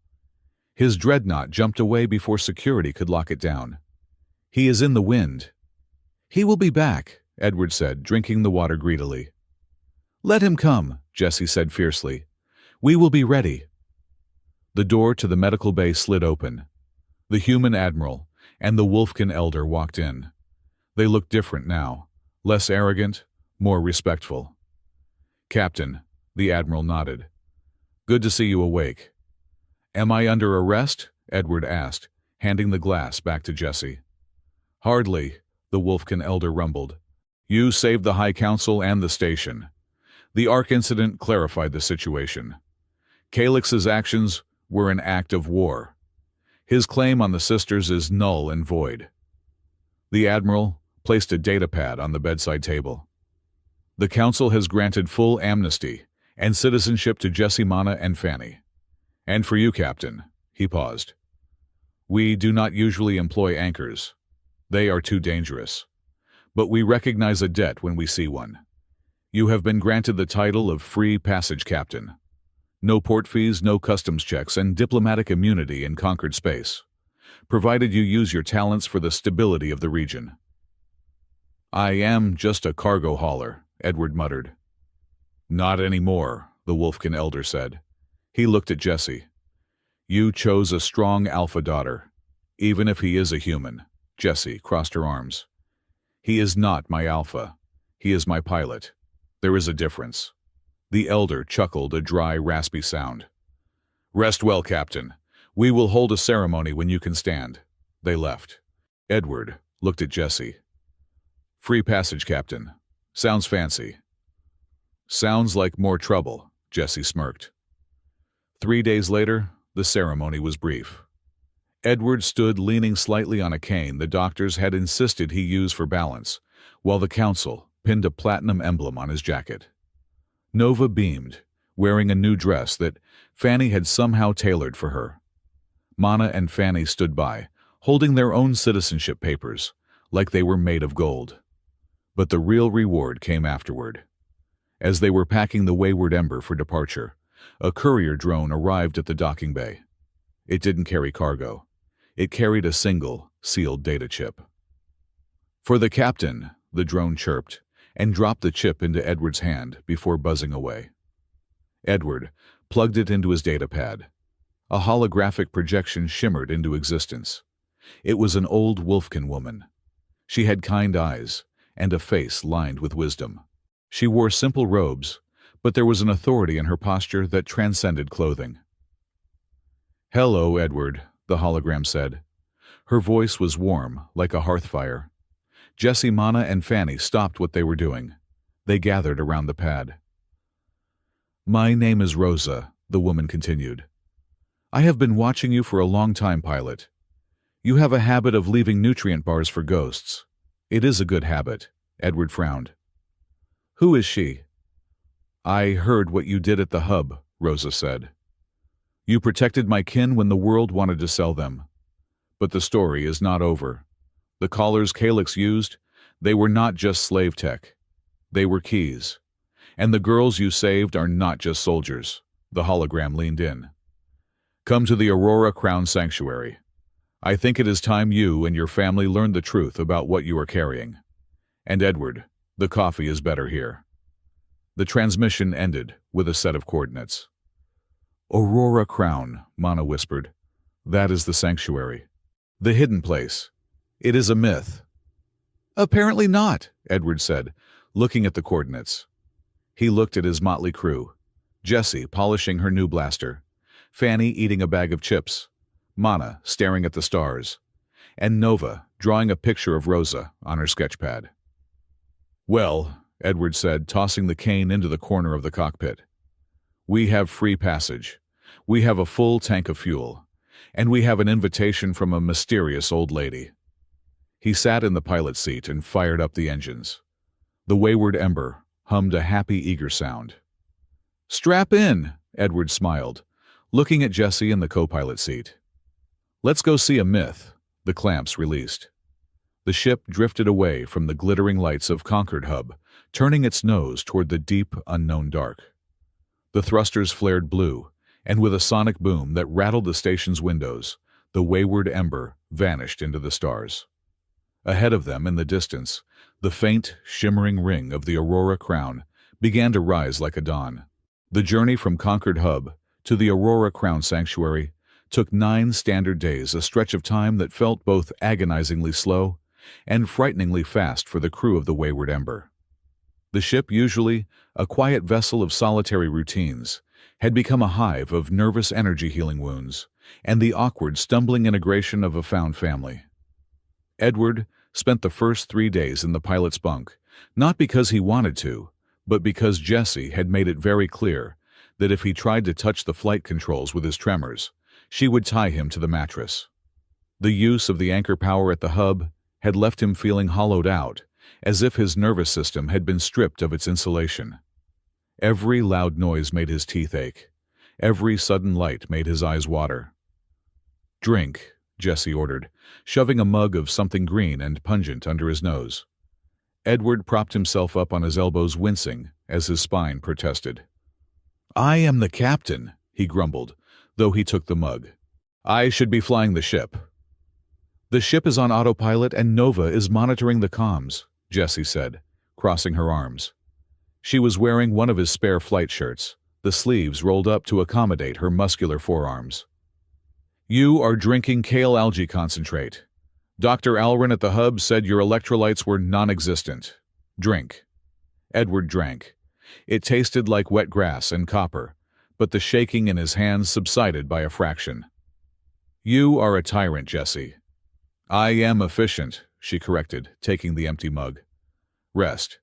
If I hear your boots on the deck before 12 hours are up, I am locking the door." Outside the captain's quarters, the ship was changing. Nova had taken it upon herself to decorate for their arrival. The gray metal bulkheads of the corridor were now plastered with drawings. There were sketches of dragon mages eating ice cream vampires, sunbathing with umbrellas, and Wolfkin playing fetch. It was a gallery of optimism taped over the scars of a war surplus freighter. In the mess hall, Fanny was currently dismantling the toaster. "It is not broken, Fanny," Mana said, from the corner where she was staring out the viewport at the shifting colors of hyperspace. "It toasts unevenly," Fanny muttered, her tongue protruding slightly between her teeth as she rewired the heating element. "A 70-30 burn ratio is unacceptable. I can get it to 50-50 if I bypass the safety regulator. Besides, if we are going to this sanctuary, I want to make sure we have good toast. It is a free vacation, Mana. We need to look presentable, and that includes our breakfast." Mana did not answer immediately. She pressed her hand against the thick glass of the viewport. "We are getting close," she whispered. "The currents are changing. The arc scars, they are quiet here." Soothed. Mana had spent the journey in a state of quiet reverence, while Fanny dealt with trauma through humor and mechanics, and Jessie through control and discipline. Mana had turned inward. She had felt Edward's power during the incident at the hub, and it had awakened something in her, a connection to the energy of the universe that she was still trying to understand. When the nav computer finally chimed, signaling their arrival, Edward was allowed back in the pilot's seat. He looked better, though the lines around his eyes were deeper than before. "Dropping out of hyperspace in 3-2-1, Edward announced. The stars stretched and snapped back into points of light, and there, floating in the void like a jewel in a sea of coal, was the Aurora Crown. It was not a station in the traditional sense. It was a masterpiece. A massive toroidal ring, easily 20 miles in diameter, spun slowly around a central spire of crystalline rock. But unlike the industrial gray of the hub, or the decaying brown of Keras 4, the crown was green and blue and gold. A shimmering energy field, translucent and iridescent, like the surface of a soap bubble held in a breathable atmosphere. Through the field, they could see forests, lakes, and floating islands connected by vines of light. "It is a garden," Nova breathed, unbuckling her harness and pressing her face against the glass. "It is a fortress disguised as a garden," Jessie noted, her tactical eye, spotting the subtle shimmer of heavy shield generators masked by the floating islands. "Standard defensive grid, but the output is massive." "Aurora controlled a wayward ember," a voice crackled over the comms. It wasn't the robotic drone of a traffic controller. It was a warm, melodic voice, sounding more like a greeting from a neighbor than a clearance check. "Welcome home, travelers. We have been waiting for you. Please proceed to docking Spire 7. The wind is calm today." "Copy that, Control," Edward said, his voice softening. Proceeding to Spire 7. As they drifted closer, the scale of the place became apparent. Ships of all designs were docked at the wooden and steel piers that jutted out from the central spire. Dragon skiffs, vampire solar sailors, heavy catfolk traders. But there was no chaos. No blaring horns. Just a gentle, orderly flow. Edward guided the wayward ember into the cradle. The landing clamps didn't clang. They engaged with a soft, magnetic hum. "Engine shut down," Edward said. He sat back, letting his hands fall from the yoke. For the first time in 20 years, the silence of the shutdown didn't feel like an ending. It felt like a pause. They gathered at the airlock. Edward, Nova, Jessie, Mana, and Fanny. A human pilot, a child, and 3 Wolfkin fugitives. The ramp lowered. Instead of the smell of recycled air and ozone, the scent that rushed in was overwhelming. It smelled of damp earth, pine needles, blooming jasmine, and rain. Edward stepped out first. He looked up. Above them, instead of a metal ceiling, there was a simulated sky, a soft twilight blue, with bioluminescent creatures drifting like lazy clouds. "Welcome," a catfolk attendant said, bowing slightly. He wore simple linen robes rather than a uniform. "The Lady Rosa is expecting you in the solar garden." They walked through the station, and it was like walking through a dream.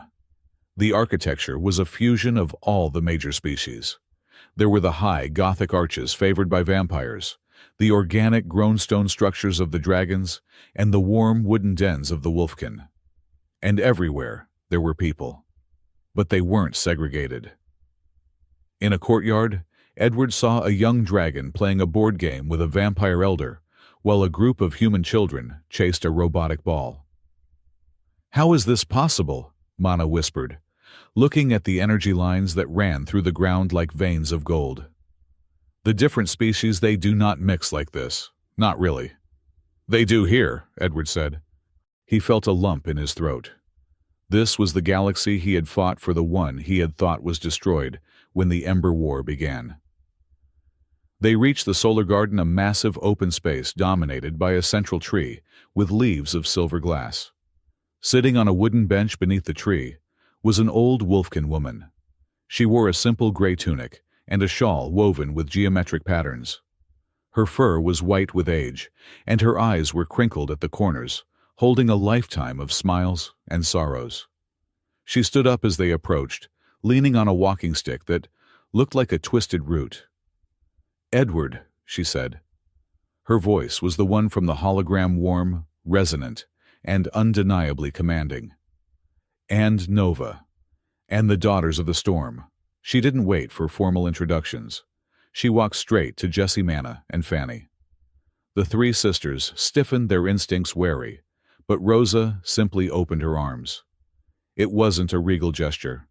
It was a grandmother's gesture. "You have been running for so long," Rosa said softly. "You can put the burden down now." Hesitantly, Fanny stepped forward, then Mana, finally Jessie. Rosa embraced them, a collective hug that seemed to swallow their fear. Fanny let out a small sob, burying her face in the old woman's shoulder. Edward stood back, holding Nova's hand, watching. He felt like an intruder in a private moment, yet he couldn't look away. Rosa pulled back, patting Jessie's cheek. Then she turned her gaze to Edward. Her eyes locked onto his, and the warmth remained, but there was a sharpness there too. A recognition. "The anchor," Rosa said, stepping toward him. "You have more gray hair than the last time I saw you." "I did not think we had met," Edward said respectfully. "We haven't. Not face to face," Rosa smiled. "But I remember the signature of your engine. And I remember the feel of your mind holding a collapsing sector together 20 years ago. You were stubborn then too." "I am just a pilot," Edward deflected, the old refrain coming automatically. "And I am just a gardener," Rosa chuckled, gesturing around her. "Come. You must be tired. We have prepared quarters for you. Real beds, hot water, and food that does not come from a packet." The next 10 days at Aurora Crown were a period of decompression that Edward hadn't realized he desperately needed. The constant, low-level hum of anxiety, the fight-or-flight instinct that had been his constant companion, began to fade, replaced by a strange, unsettling peace.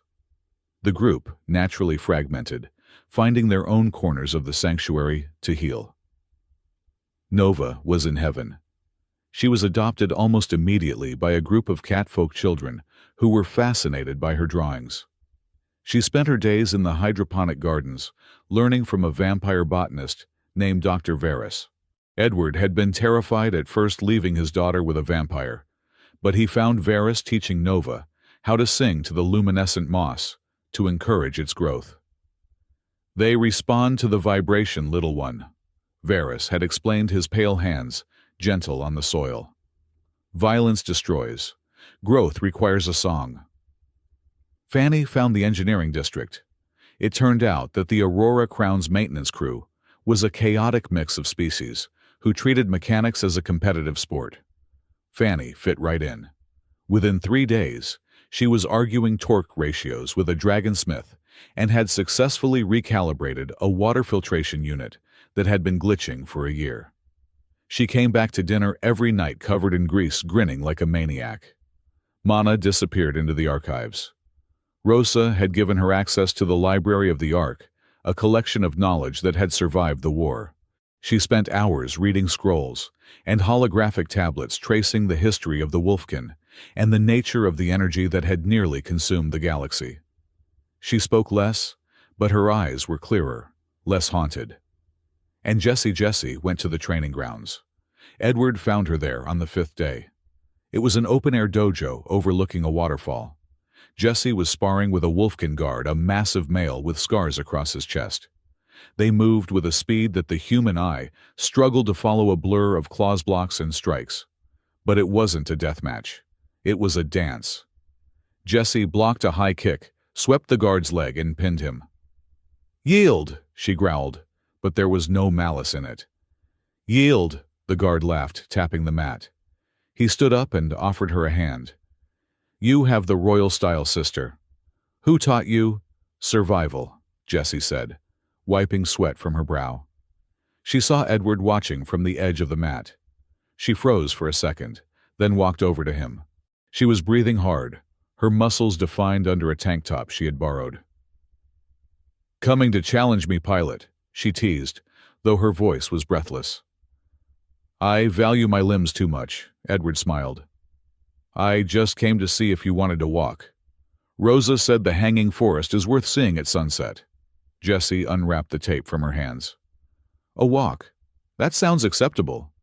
The hanging forest was a suspension bridge system, strung between massive floating islands of vegetation. As the artificial sun of the station began to dim into a twilight setting, the plants began to glow. Blue and purple bioluminescence awoke, turning the forest into a galaxy of its own. They walked in silence for a while, the swaying of the bridge the only movement. "I keep waiting for the alarm," Jessie said suddenly.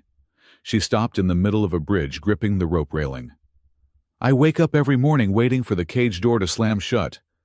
"It is too quiet here, Edward." Edward stopped beside her. He looked out at the glowing forest. "It is called peace, Jessie. It takes some getting used to. It is louder than war sometimes because you have to listen to your own thoughts." "My thoughts are not kind," she admitted. She looked at him, her amber eyes reflecting the soft light of the forest. "I think about the ones we left behind. I think about what happens next. You are a free passage captain now. You will leave. You have a ship." "The ship is not going anywhere without its crew," Edward said softly. Jessie turned to face him fully. "We are your crew. You are the only ones who know how to kick the engine when it stalls," Edward said. He hesitated, then reached out, covering her hand on the railing with his own. "And I have gotten used to the snoring." Jessie laughed, a soft, genuine sound. She stepped closer. The gap between them was small, charged with the same electricity Edward felt when he touched the ark, but softer, safer. "You are a strange man, Edward," she whispered. "You saved us, you fought a dragon for us, and you still dress like a hobo." "It is a vintage aesthetic," Edward murmured, leaning in slightly. Jessie tilted her head up. Her breath hitched. The air around them seemed to thicken. It was a moment of perfect clarity, a promise of something that could exist beyond survival. "Hey, there you are!" Fanny's voice shattered the moment like a brick through a window. Edward and Jessie sprang apart, as if they had been electrocuted. Fanny came bounding across the bridge carrying a large basket. She was oblivious to the tension, or perhaps she was ignoring it with the expert timing of a younger sister. "I brought buns," Fanny announced, shoving the basket between them. "Steamed meat buns. The catfolk cook showed me how to make them. They are 80% delicious and 20% questionable, but I am hungry." "Did I miss anything?" Jessie cleared her throat. Her face flushed under her fur. "No, nothing. Just looking at the trees." "Nice trees," Fanny nodded, taking a bite of a bun. "Very glowy. Here, Edward, eat. You look skinny." Edward took the bun, sighing.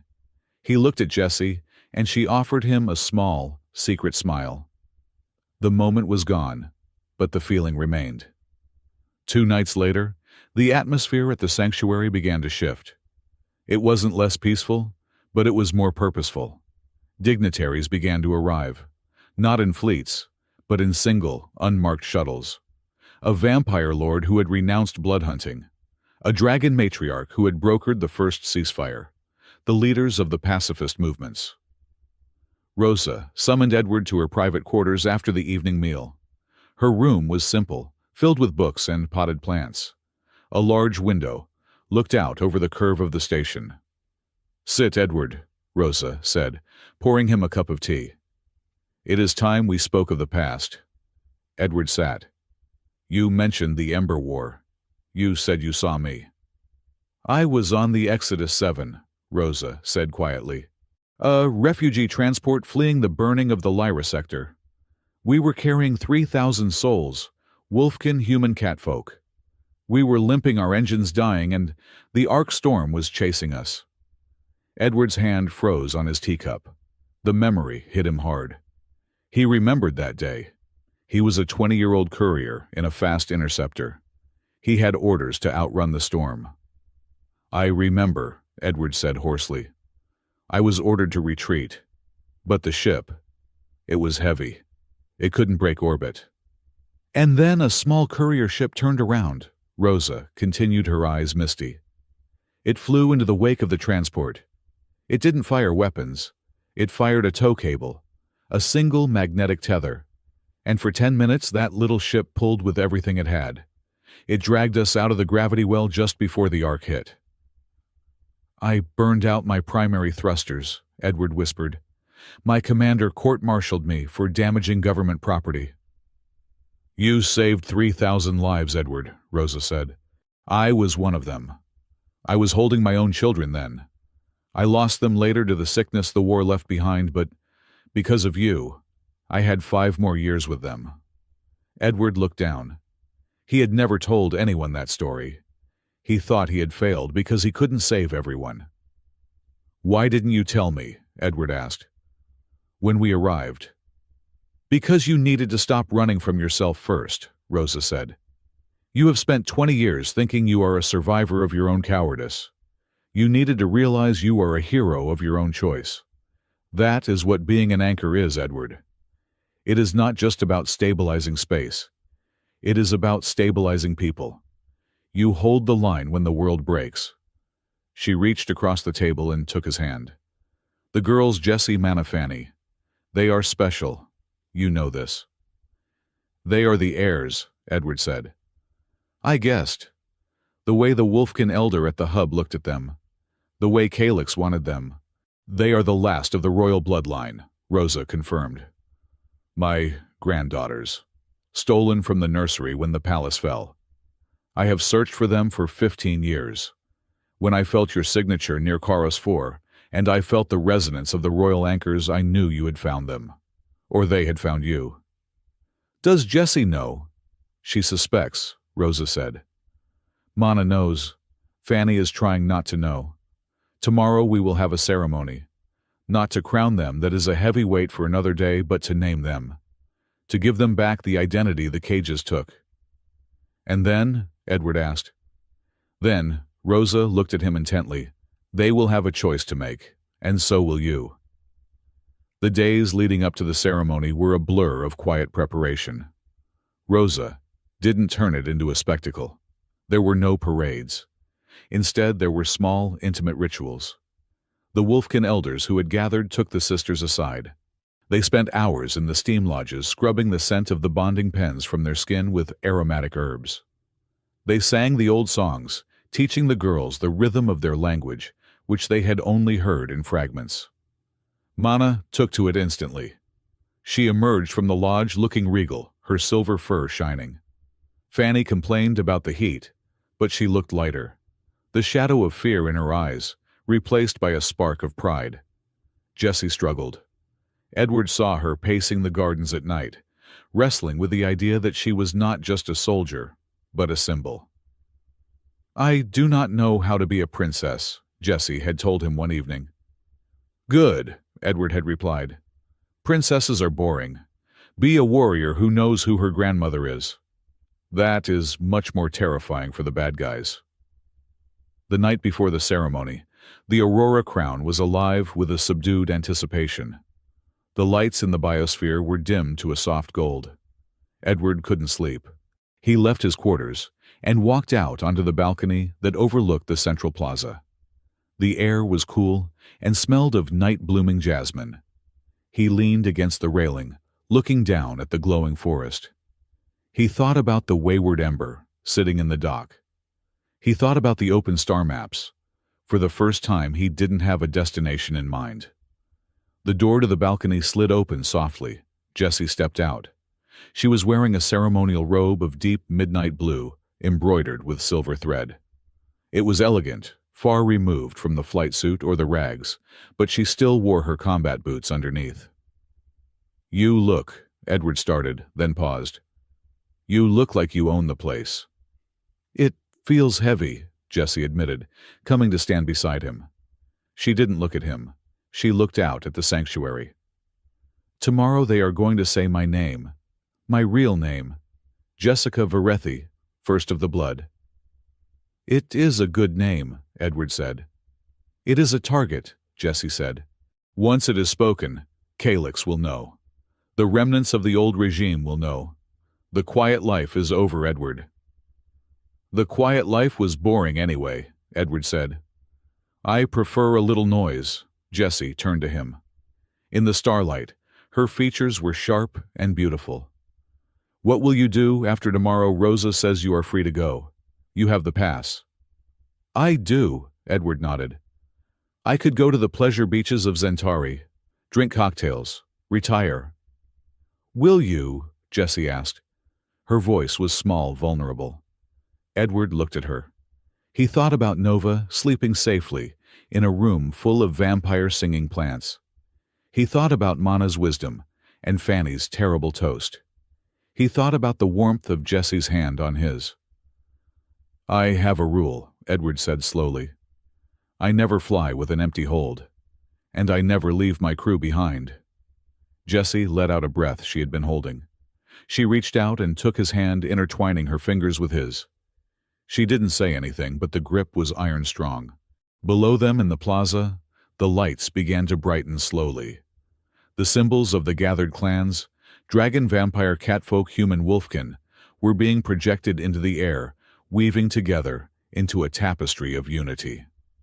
Far across the garden, on the highest terrace of the central spire, a lone figure stood watching the sky. It was Rosa. She stood motionless, her gaze fixed on the stars, as if she were waiting for a signal. "She is planning something," Edward murmured, watching the old woman. "She is an empress," Jessie said, a hint of pride in her voice. "She is planning everything."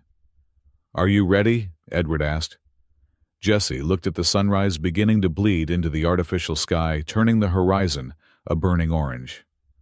"No," Jessie said. She squeezed his hand. "But I am not alone. So let's start." They stood there, hand in hand, as the Aurora Crown woke up for the day that would change the galaxy. The silence of the night was ending, and the music of the ceremony, the drums of the wolfkin, the chimes of the dragons began to beat a slow, steady rhythm in the distance. The stage was set. The players were ready. The curtain was about to rise. The morning sun of the Aurora Crown Sanctuary did not rise. It bloomed. The artificial bioluminescence of the massive biosphere shifted from the deep indigo of night to a soft, pulsating gold, washing over the floating islands and the crystalline spire in the center. On the wayward ember, the mood was a chaotic blend of anxiety and frantic grooming.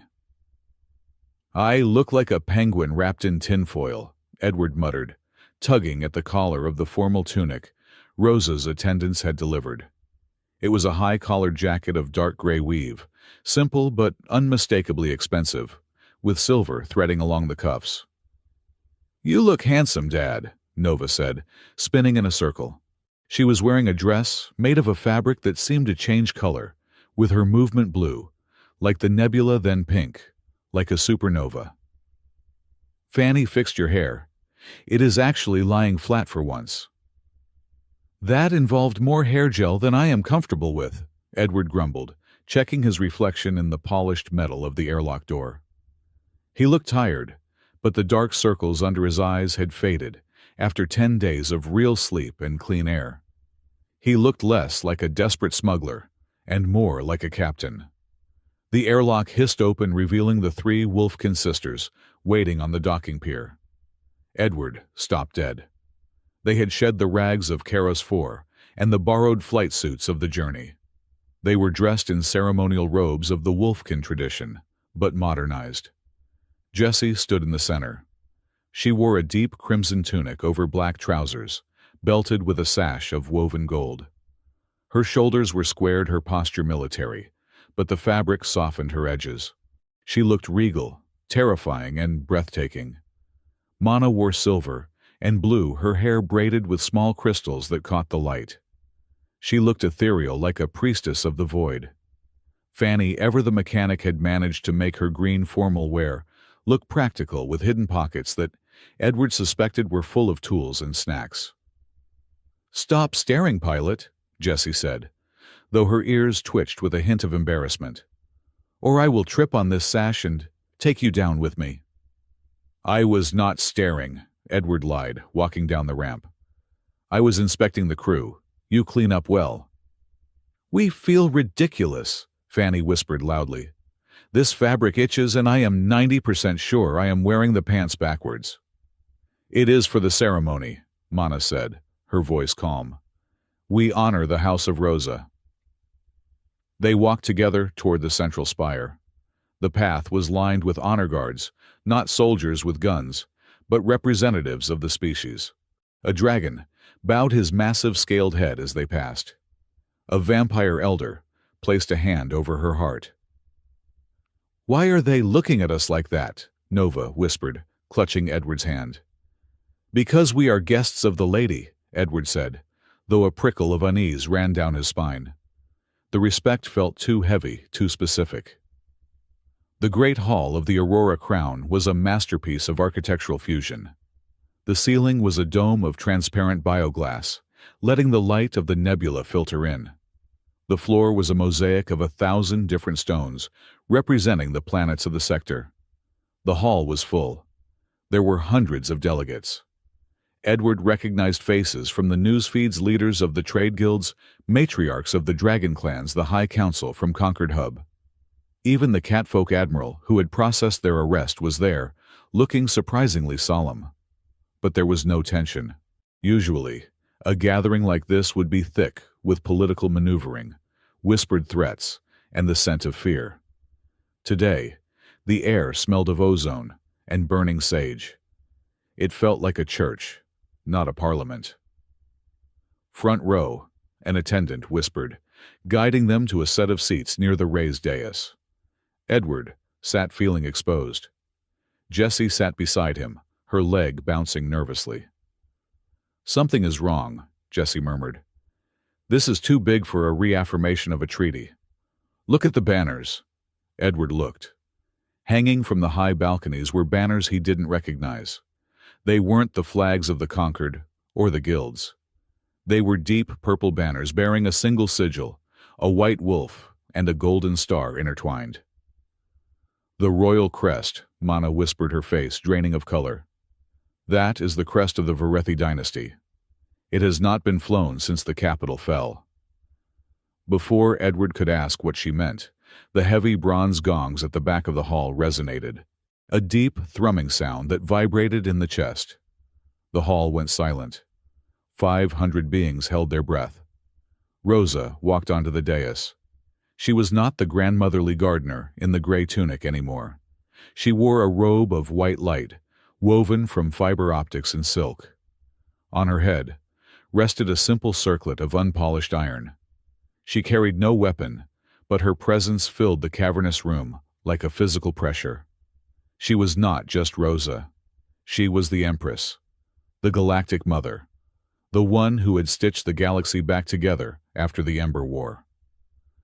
"Children of the stars," Rosa began. Her voice did not need amplification. It carried on the acoustics of the room clear and bell-like. "We gather here today not to sign papers, but to remember scars." She looked out over the crowd. 20 years ago, the Ember War tore our reality apart. We used weapons we did not understand. We opened the Arc scars. We nearly consumed ourselves in greed and fire. We survived because we chose to stop fighting. We chose to build this crown as a promise. She paused, her eyes sweeping the front row, lingering on Edward and the sisters. "But a promise is only words until it is tested. And in the shadows, there are still those who believe that power is the only truth. They believe that blood is a currency. They believe that life is a commodity. Edward felt Jesse stiffen beside him. I have lived in hiding, Rosa continued, her voice dropping to a sorrowful register. Not for my own safety, but to protect the last hope of my line. When the capital fell, my 3 granddaughters were taken. They were not killed. They were stolen, hidden away, bred and broken to be used as keys. Keys to unlock the weapon caches of the Ark that I sealed away. A murmur ran through the crowd. I searched for them, Rosa said. For 15 years I searched. But the galaxy is vast and the shadows are deep. She stepped forward to the edge of the dais. She looked directly at Jesse, Mana, and Fanny. But the stars have a way of correcting their course, Rosa said softly. The lost have been found. She raised her hand. Jessica Varethi, Manara Varethi, Fanya Varethi, stand. The silence in the hall was absolute. Jessie didn't move. She looked frozen, struck by a stun baton. Jessie, Edward whispered, nudging her gently. Stand up. Slowly, shakily, the 3 sisters stood. Behold, Rosa announced, her voice ringing with pride and grief. The heirs of the Aurora, the daughters of the blood, the ones who were sold in a cage on Karos 4 for 3,000 credits. The crowd erupted. It wasn't applause. It was a gasp of collective shock, followed by a low rumble of outrage. Jessie looked like she was going to be sick. She stared at Rosa, her eyes wide with betrayal and confusion. No, Jessie whispered. I am a soldier. I am a guard. I am not. Rosa stepped down from the dais. She walked through the gap in the security detail, coming to stand directly in front of them. The cameras of 100 worlds were focused on this moment. You are a warrior, yes, Rosa said gently, reaching out to cup Jessie's face. But you were born to protect more than just yourself. You were born to lead. I was in a cage, Jessie choked out, tears brimming in her amber eyes. I wore a collar. They sold me. And that is why you will be a great queen, Rosa said firmly. Because you know what it feels like to be small. A ruler who has never known chains cannot understand the value of freedom. Mana was trembling, tears streaming silently down her silver fur. She understood. She had always felt the connection to the Ark, the burden of the bloodline. Fanny looked panic-stricken. She looked at Nova, then at Edward. Does this mean I cannot fix toasters anymore? She squeaked. A ripple of laughter broke the tension in the room. Rosa smiled, a genuine warm smile. It means you can fix whatever you want, little one, including the galaxy. Rosa turned to the crowd, keeping her hand on Jessie's shoulder. But they are not here today because of destiny. They are here because of a choice made by a man who had every reason to walk away. She turned her gaze to Edward. Captain Edward, Rosa said. Stand. Edward stood. His knees felt like water. He wanted to crawl under the chair. He was a smuggler. He was a guy who owed money on his docking fees. He didn't belong here. Tell them, Rosa said to the crowd. Tell them about the Exodus 7. Edward swallowed. He looked at the faces watching him, dragons, vampires, royalty. Then he looked at Nova. She was looking up at him like he was the biggest star in the sky. It was 20 years ago, Rosa said, telling the story for him. A refugee ship, 3,000 souls, engines dead, falling into a gravity well. The military had ordered a retreat, but one courier ship turned back. Edward closed his eyes. He could still feel the vibration of the yoke in his hands from that day, the screaming of the metal. He attached a tow line, Rosa's voice was fierce. A single foolish line, and he pulled. He burned his engines until they fused. He held us against the dark, and when his ship failed, he held us with something else.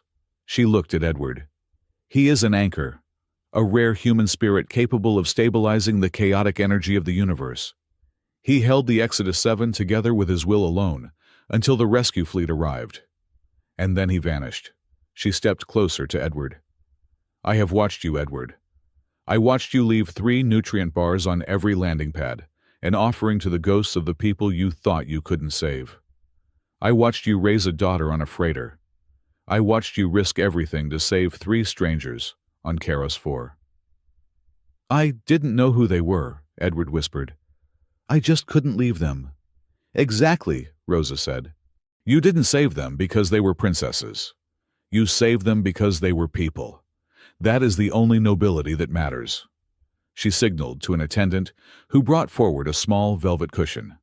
On it lay a badge. It was simple, a silver wing encompassing a golden star. The Conquered Council and the Aurora Throne have agreed, Rosa announced. We cannot give you back the years you spent running, but we can give you a future. She pinned the badge onto Edward's jacket. We grant you the title of Free Passage Captain. By the laws of the Ember Concordat, your ship is sovereign soil. You pay no tax, you answer to no border guard. You are the designated guardian of the displaced. Where there are chains, you have the authority to break them. Where there are walls, you have the right to cross them. Edward touched the badge. It was cold solid. Free passage, he murmured. Does it come with a fuel card?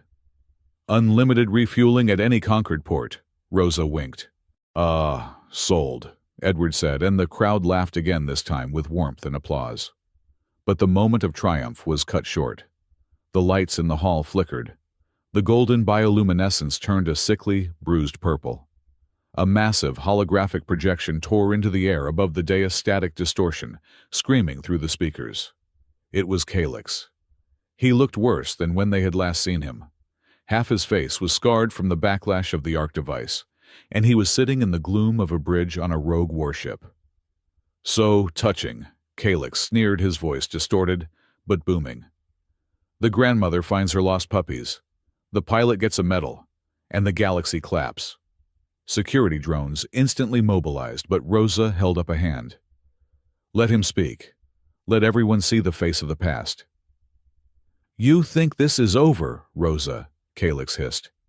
You think putting a crown on a girl who spent her life in a cage makes her an empress? The Ark is not done with you. The scars are opening. I have the coordinates of the primordial rifts. If I cannot have the keys, I will break the lock. You are alone, Calyx. Jessie stepped forward. Her voice wasn't shaking anymore. She shouted at the hologram, her warrior's cadence returning. Look around you. The dragon clans are here. The vampires are here. You have no army. You have no leverage. You are just a thief, hiding in the dark. I have the truth, Calyx roared. That peace is a lie, that the strong should eat the weak. Suddenly, the dragon matriarch in the front row stood up. She was 20 feet tall, her scales shimmering like diamonds.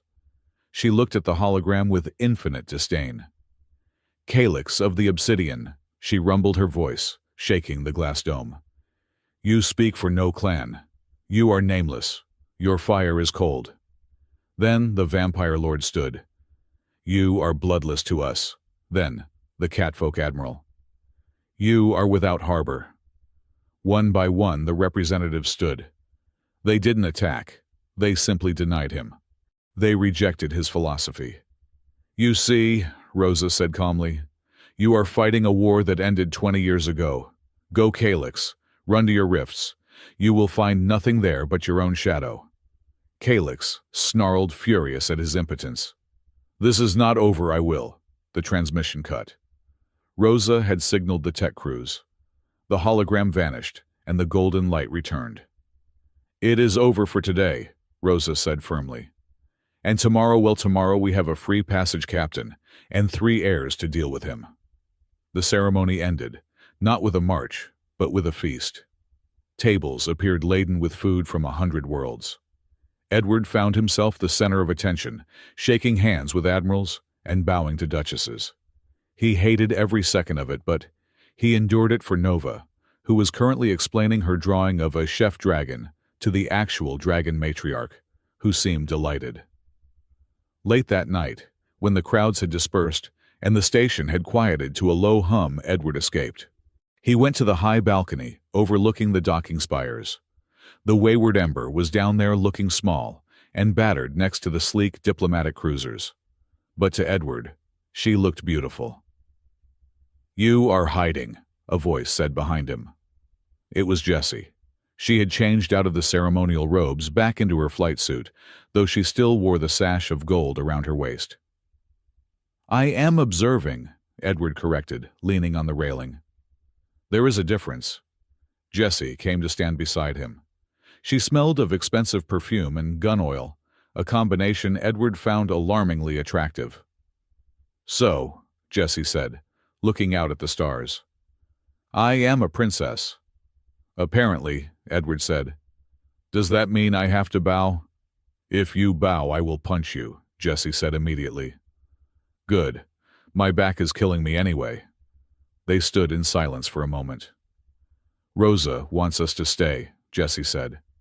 Her voice was quiet. "She wants Mana to study the Ark. She wants Fanny to modernize the station's grid. And she wants me to learn how to rule." "You should," Edward said, keeping his voice steady, though his chest felt tight. "You would be good at it. You care about people. That is half the job." "And you," Jessie asked. "You have the free passage. You can go anywhere." "I have a delivery to make," Edward said, looking at his boots. "I picked up a cargo of rare spices on the way in. Gotta pay the bills."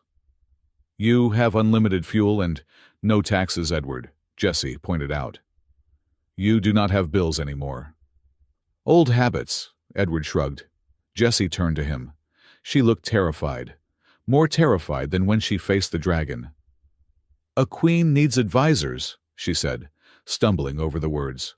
"A military strategist, a logistics expert, a personal transport pilot." "Are you offering me a job?" Edward smiled slightly. "I am asking if—" Jessie took a deep breath. She looked him in the eye, her amber gaze piercing. "I am asking if a royal heir is allowed to date a scruffy caffeine-addicted human pilot with a broken-down ship." Edward blinked. He opened his mouth, but no words came out.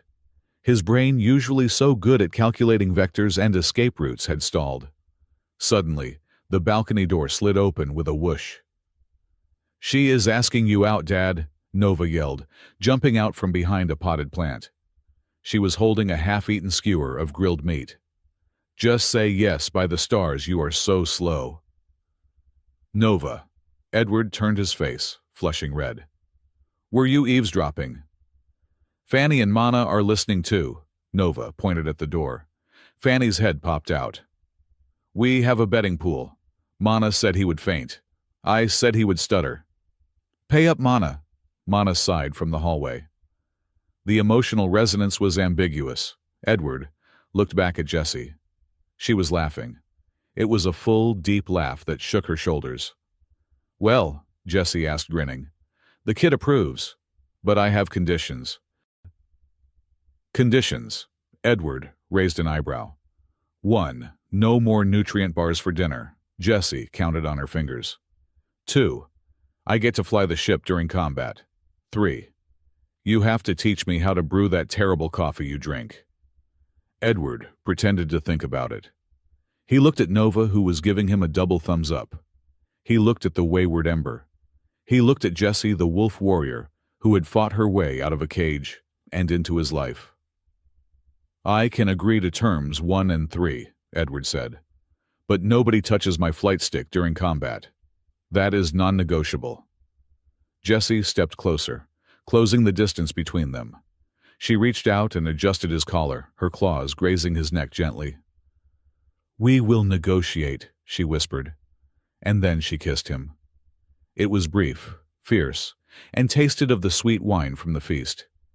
When she pulled back, Edward looked dazed. "Deal," he managed to say. 2 weeks later, the Wayward Ember was prepped for launch. The cargo hold wasn't empty.